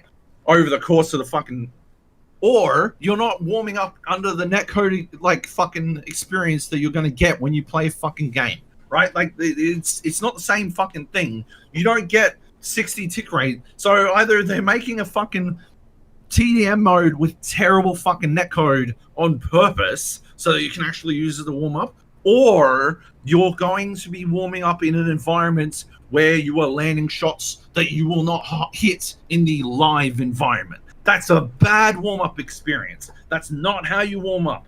Holy shit. It'd be like if you were a kicker in the NFL and you went into a fucking wind tunnel to warm up, where they eliminated all fucking wind, and then you walked out onto the field and tried to kick a fucking field goal, and you're like, how come the ball's moving different? Yeah, because it's a fucking different environment. It's a completely fucking different experience. That's not how the fucking game works. Holy fucking shit. And then, oh yeah, well, it's 4v4, and it's got the best gunplay, and I love the gunplay. Fucking, it doesn't fucking matter. that you're supposed to fucking use different weapons. Team Deathmatch doesn't fucking do that. That's not how fucking Team Deathmatch. It's supposed to be about positioning. PUBG is supposed to be about positioning and fucking. Oh my god! Like, there's no fucking. Anyway, so I guess the point is, they've got no fucking clue. Yeah, I mean, it's something we've been saying for a while. They just don't. I think since the game's come out, they've had a bad. They've like sort of stumbled their way into what this game is and what it should be. I mean, the proof is you look at Karrakin, and that's just completely different from where they started by having let's put a 2x2 map in there now, and then removing one of their larger maps because our data says people don't like that. Well, where are you getting this information from? They just don't seem to know. And like the cheating issue, how many times do you have to bring up the cheating issue? I talked to PUBG PlayerUnknown 2 years ago and asked him about cheating in the game and like why won't they implement something like Fair Fight alongside Battle Eye? And their excuse for that was that, I guess the excuse was it was going to be too expensive for them, but they were going to incorporate their own.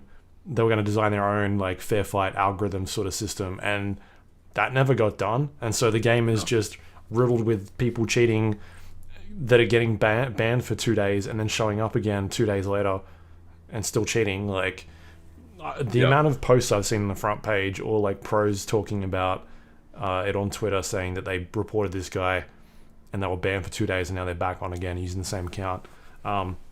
They just released this team deathmatch mode while there's a issue that I've experienced as well in my game where you get like a sudden frame drop all of a sudden, and for about 3 or 4 seconds the game is unplayable, and if that happens during a fight you're pretty much dead. The last update I saw about them, that specific issue, which was today or last night, was that they don't know what's causing it and they haven't fixed it yet. Like they actually don't know what's happening with it. like they said it's a top priority to fix that issue, but they don't know what's causing it. And yet they're here releasing all this other content like Team Deathmatch and splitting their player base again, which is an issue they're having. They've removed another queue in North America because player issues. So there's now only one queue in North America, which is just all random. So that's back to the start. You've been dumped down to what OCE has. Yeah. Like that's all we ever get is all random. The other thing is like you go and look at what was I gonna say? I'm having a mental blank here. I've lost it. I've lost it. Fair enough. Like they have literally no idea what they're doing. Oh, that was the thing. I just remembered. You go and look at like Steam charts and look at their player count. They're at the lowest they've been since July 2017, which is their average player count. It's before the game was released. Before it went 1.0. There was a post that I put up on the Discord page about Wacky Jackie, who's a content creator, probably the most famous content creator for PUBG, saying that this will be the first time since the release of PUBG, but that PUBG has had an increase in player count for the 3 straight months, and which was December, November, and then would have been this month, January, and I clipped that. And he said this in January, as just before they released the map, and the player count has dropped by 10%, which is more than the combined increase for the 2 months before that. So it didn't increase 3 months straight, and it dropped by 10%. Like, and not to mention that's such a fucking like, holy shit! What a positive spin on what is ultimately fucking terrible.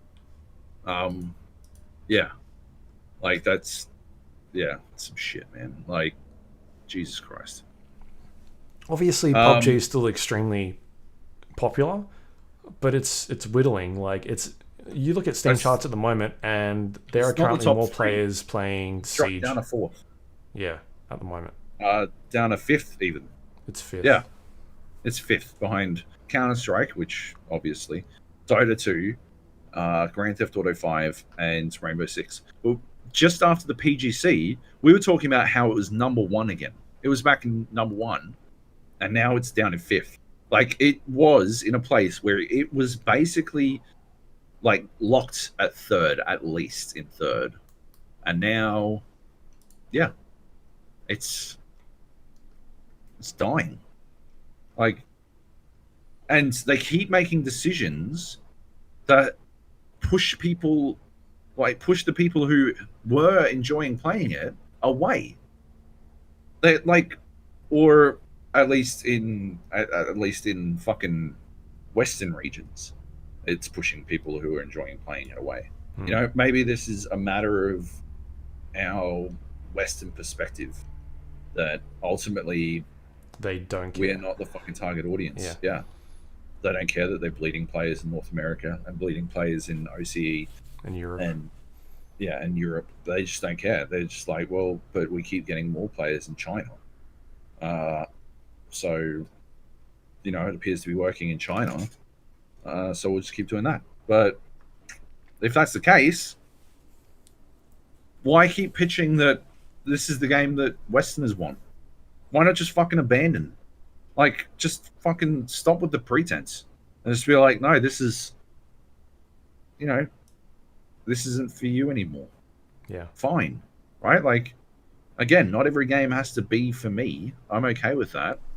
But I bought this game when it was for me, and now it's something. You know, it was our game of the year it came out, right? Because of the dominant, you know, how much it dominated our fucking play experience, and now it's nothing like that game anymore. We can't even play that version of that game anymore. It's fucking dead. So, yeah, I mean, I've uninstalled it. They again. They increased. I'm looking at the numbers now. They increased in November and December, total 20,000 players, and they released a new map in January, which should have given them a boost, and they dropped by 33,000 players. Yeah, that's it. Like, yeah, more people than me were. Well, I think I remember that Karakin weekend was when I stopped playing. When I realized I didn't like Karakin, I still hated Sandhawk, and I was just having a bad time with the game. And they remove another big map from the mix, and so now you're forced to play 2 smaller maps. Yeah. On a game that is plagued by cheaters still, that they don't seem to want to do anything about. Like, you can't say cheating is a priority and then 2 years later still not have a solution for it. Yeah. Yeah. Because it's not a priority, clearly. They just don't seem to care. Anyway, there's our weekly fuck PUBG rant again. It's back on. Again. Yep. It's back on. I'm sure we'll talk about it more at some stage. Next up, we've got E3 announcements. E3 is being... I guess we'll see an official lineup within the next day or two. It looks like the website's about to go live, but since then it leaked anyway because their website wasn't protected properly. So people jumped on their website and they had a list stored on their server, which is quite funny considering what happened last year. That is a fucking comedy goldmine. And people got the exhibitor list from them, from that server. This is after they put up a public announcement saying that they've redesigned their website and made it more secure and all this stuff after doxing journalists last year. Yeah. And so today, Jeff Keighley, who has been a long-time games journalist, has announced that he will no longer, or he won't be going to E3 this year for the first time in 25 years, and he won't be hosting the E3 Coliseum, which he's done for the last couple of years as well. And in doing so has put on a bunch of sort of like developer interviews and like walkthroughs of games and that sort of stuff, sort of insider access to what's going on in the world of games, and not necessarily diving into the reasonings behind, other than that the direction they're taking is not the one that he thinks is one they should be doing. So, some people have asked like specifically more details about that, but he hasn't really talked about it. It seems like potentially like he's trying to make a stand as to they need to change, and he's not helping them anymore. Yeah. In this stuff, which is good on him, I guess. He's announced that like he's still working with the Gamescom teams on their stuff. So again, this seems like, you know, finally talking about PUBG Corp and them not understanding the direction they should be going, but the ESA not really getting an evolving sort of medium in games and knowing what to do with their giant convention anymore. It's dead. I think it's dead. I mean, yeah, like I don't think Jeff Keighley not going is, you know, No, but it's him publicly coming out full and step. But yeah, another person. Yeah, it's literally just another fucking full stop. Another nail. They're just fucking going all in on nailing. No PlayStation, no Jeff. Xbox reinforced that they were going, but like it'll be just Xbox stuff now. Yeah, and they have their own thing that they do outside of that anyway. Because they're next door, they can afford to do it. Yeah. They own the building. It's not hard for them. Yeah. Yeah. It's going to be interesting to see what the next couple of years look like, because they're losing a lot of people at that thing.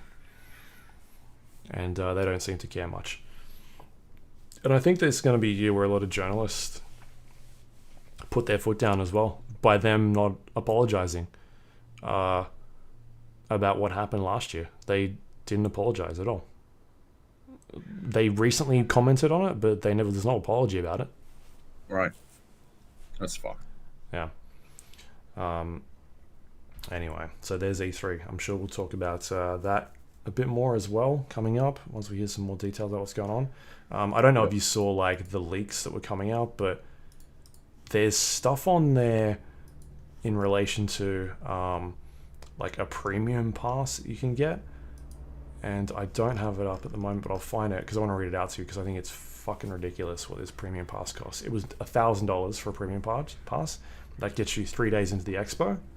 It gets you access to their VIP lounge, which provides a quiet atmosphere, where you can check your emails and access business cards and concierge services. So I'm excited. It also allows you to get to a website to book your E3 hotel reservations. Oh, what? It's just a hotel booking site. Yeah, but where they've got deals. Yeah. So it's basically the whole press thing. It's Probably. Everything you get with a press pass for $1,000. Yep. Oh no, there's more. Everything you get. Oh, right. Okay. There's more. There's catering for breakfast and lunch every day. All right. Oh. There is an exclusive industry CEO VIP reception, so some sort of talk. There is a daily networking VIP lounge, access to the hall through a dedicated VIP entrance.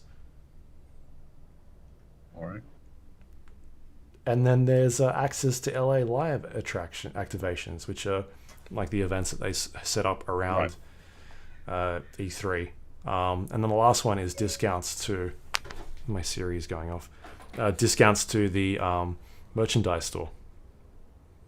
$1,000. Jesus. That's $1,000. Yeah. And It'd be want to be some sort of lunch, eh? Like, is the- Gordon Ramsay personally making every lunch for you? the CEO thing sounds like it's worded so that you don't like they can announce who the CEO is later as well. Like it's not like it's a bunch of CEOs at it. It's like there's one CEO, and like when they're like, oh, and we'll have a Buffy star coming along, and it turns out it's that dude who played Xander, and he's drunk the whole time or some shit. Yeah, and hitting on women. Yep, that sounds like him. Yep. That's fucked. That's amazing. So I guess that's what Jeff is talking about when he's all like, "Oh, I don't think they, represent what I want to be anymore," or whatever the fuck his quote was. Yeah. What did he say? I don't really feel comfortable participating, given what I know about the show as of today. Holy heck. Crikey. Yeah. Like you put that in comparison, the gamer badge, which is the public badge, that's 165 US. And that is, so the 2 days, E3 is generally over 3 days, but the first day is dedicated to media now, media industry. And so the gamer badge is the last 2 days, and that's 165 without those other benefits, which getting access to a VIP door, like I've been to E3 a lot. I've never needed a VIP door to get in because it's never taken me more than 2 minutes to walk through a door. Like they do the security checks and that sort of thing there. I've been there while they've done all that sort of stuff, and it's never taken that long. I don't know who's going to be excited for that. And the rest of the crap that's on here, like discounts at merchandising stores, a room to check your emails. That's not $1,000 worth of stuff. It's literally the press pass with the lunch. And an extra day. Yeah. Yeah, it's dumb. It's insane. I can understand where Jeff is coming from on this. Yep. Like they tried. I don't know. If we must have talked about this a while back when there was those leaked documents about ReedPop tried to get like a deal going with ESA to say, hey, we'll take over. We'll do the event. We'll put on the event for you. These are the teams that put on like massive conventions around the world. They do all the PAXs and the Eurogamer stuff, and they do Comic-Con stuff, and like they know how to put on events, and ESA was like, "No, we got this," and they clearly do not. Anyway, so it's going to be interesting E3 coming up. Yep. What else we got here for news? I lost the page. I think you put one down.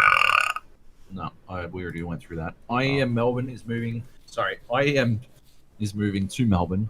It is. And is joining the Melbourne Esports Open. I believe.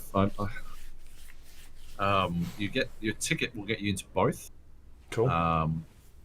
And yeah, basically, they're just combining it all into this one big thing. The League of Legends OPL Split 2 finals will be there. I don't know about Overwatch. They haven't announced that. They did announce that a Warcraft 3 tournament would be there. No word on Overwatch yet, so that's pretty interesting. How would they do that? But yeah, like I don't know. The Melbourne Esports Open. I went in its first year, and it was cool. It was a cool showcase at esports. It got bigger in its second year. Evidently, it's going to be bigger again this year with IEM Melbourne. I am disappointed, obviously, because I live very close to where IEM Sydney was being held in Homebush, and I didn't really get to take much advantage of that. But yeah, I'm not currently on the esports beat, so not that big a deal, I guess. It's not like they don't fly you to these events or anything. It's not like ESL will fly you down or whatever to cover it. They don't give a fuck. They're like, here are a bunch of hoops that you need to jump through to actually get in the event. Oh, what's that? You're the esports editor of Red Bull Australia? Explain to me why that would mean you would somehow get a media pass into IEM Sydney. Yeah. And then you're like, I don't know.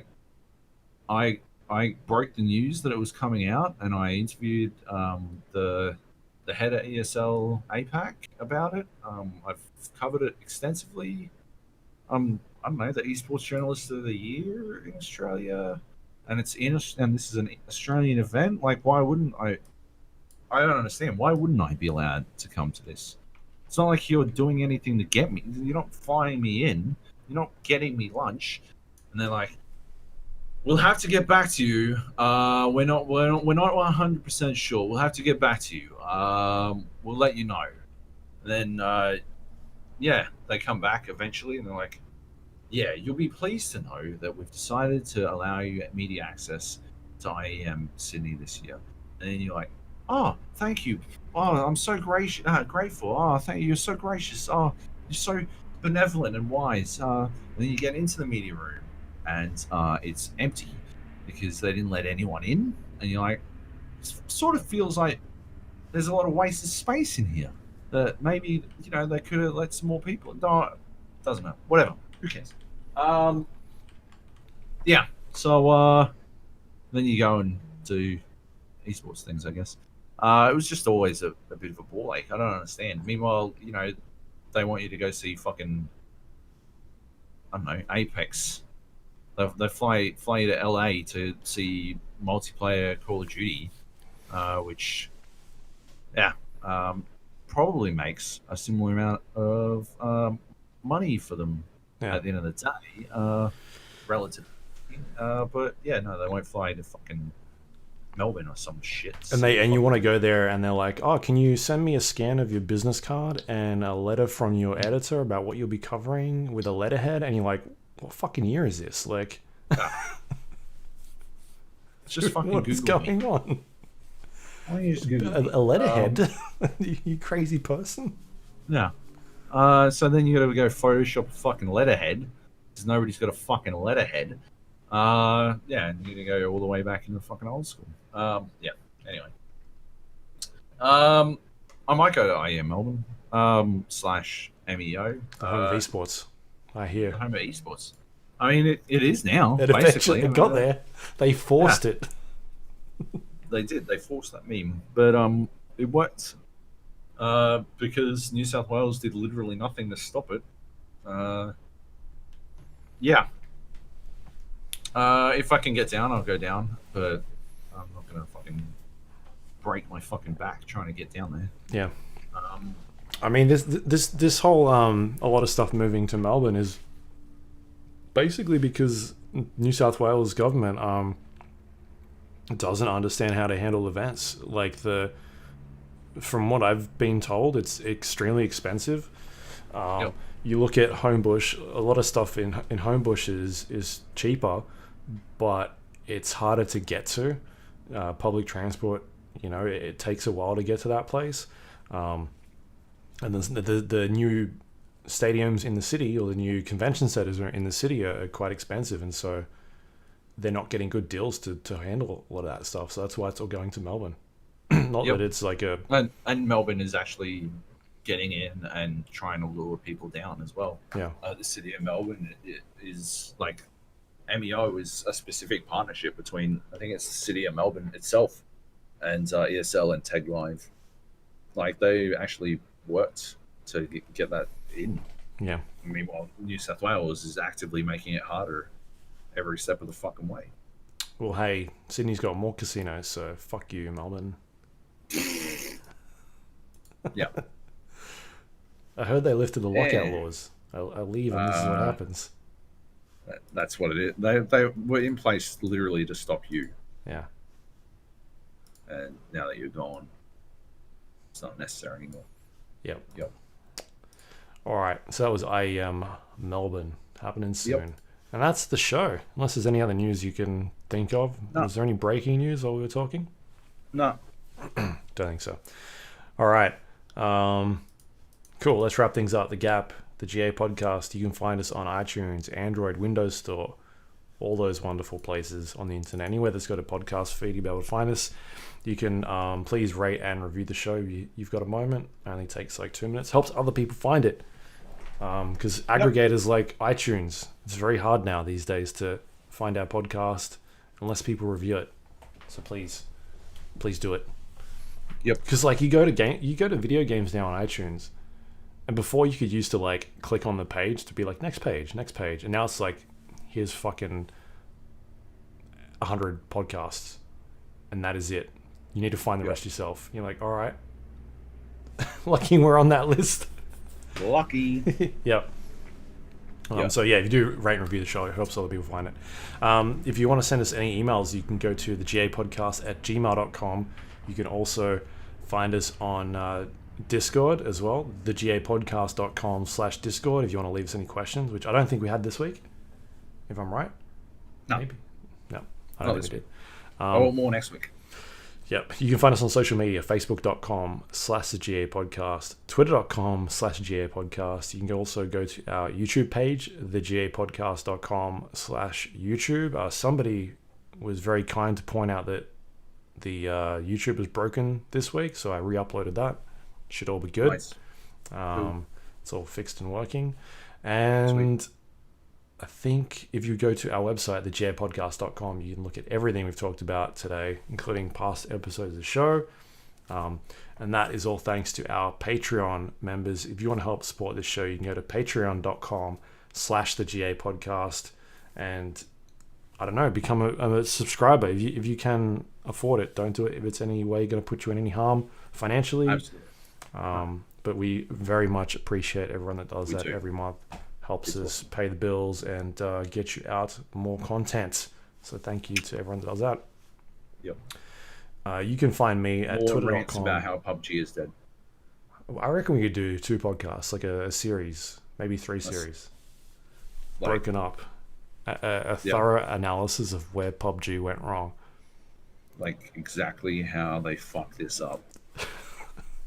Yeah. The most Reflux references in any podcast you will ever fucking hear. Nobody's talking about the Reflux anymore. Just us. Just us. Yeah, all right. You can find us on, you can find me, twitter.com/Luke Lawrie. Joab is Joby Jojo. I am. And anything else you want? Anything you pimp out for this week? Anything else? Not yet. Not yet? I thought there was going to be something, but it didn't work out. So Yeah. Yeah, nothing for me either. I got stuff coming up. Maybe I can talk about next week. I can't remember, but we'll find out next week, I guess. Otherwise, what? Join us on Discord for some games. Let's play some Underlords. Yep, let's do that. Can you hear this helicopter? Tuesdays? No. Everyone else can be able to hear this on my end. It's been there for like an hour. I think something's happening near my area somewhere. They're either filming The Matrix again, or which I don't think it is because that's a little bit further, or something's going down. Anyway, hopefully that hasn't been too disturbing. I'll try and get rid of it with people. I usually do an okay job. It's either a bird or a siren or something going on in the background. This time it's a helicopter. Anyway, thanks for listening. See you next week. Thanks. Bye.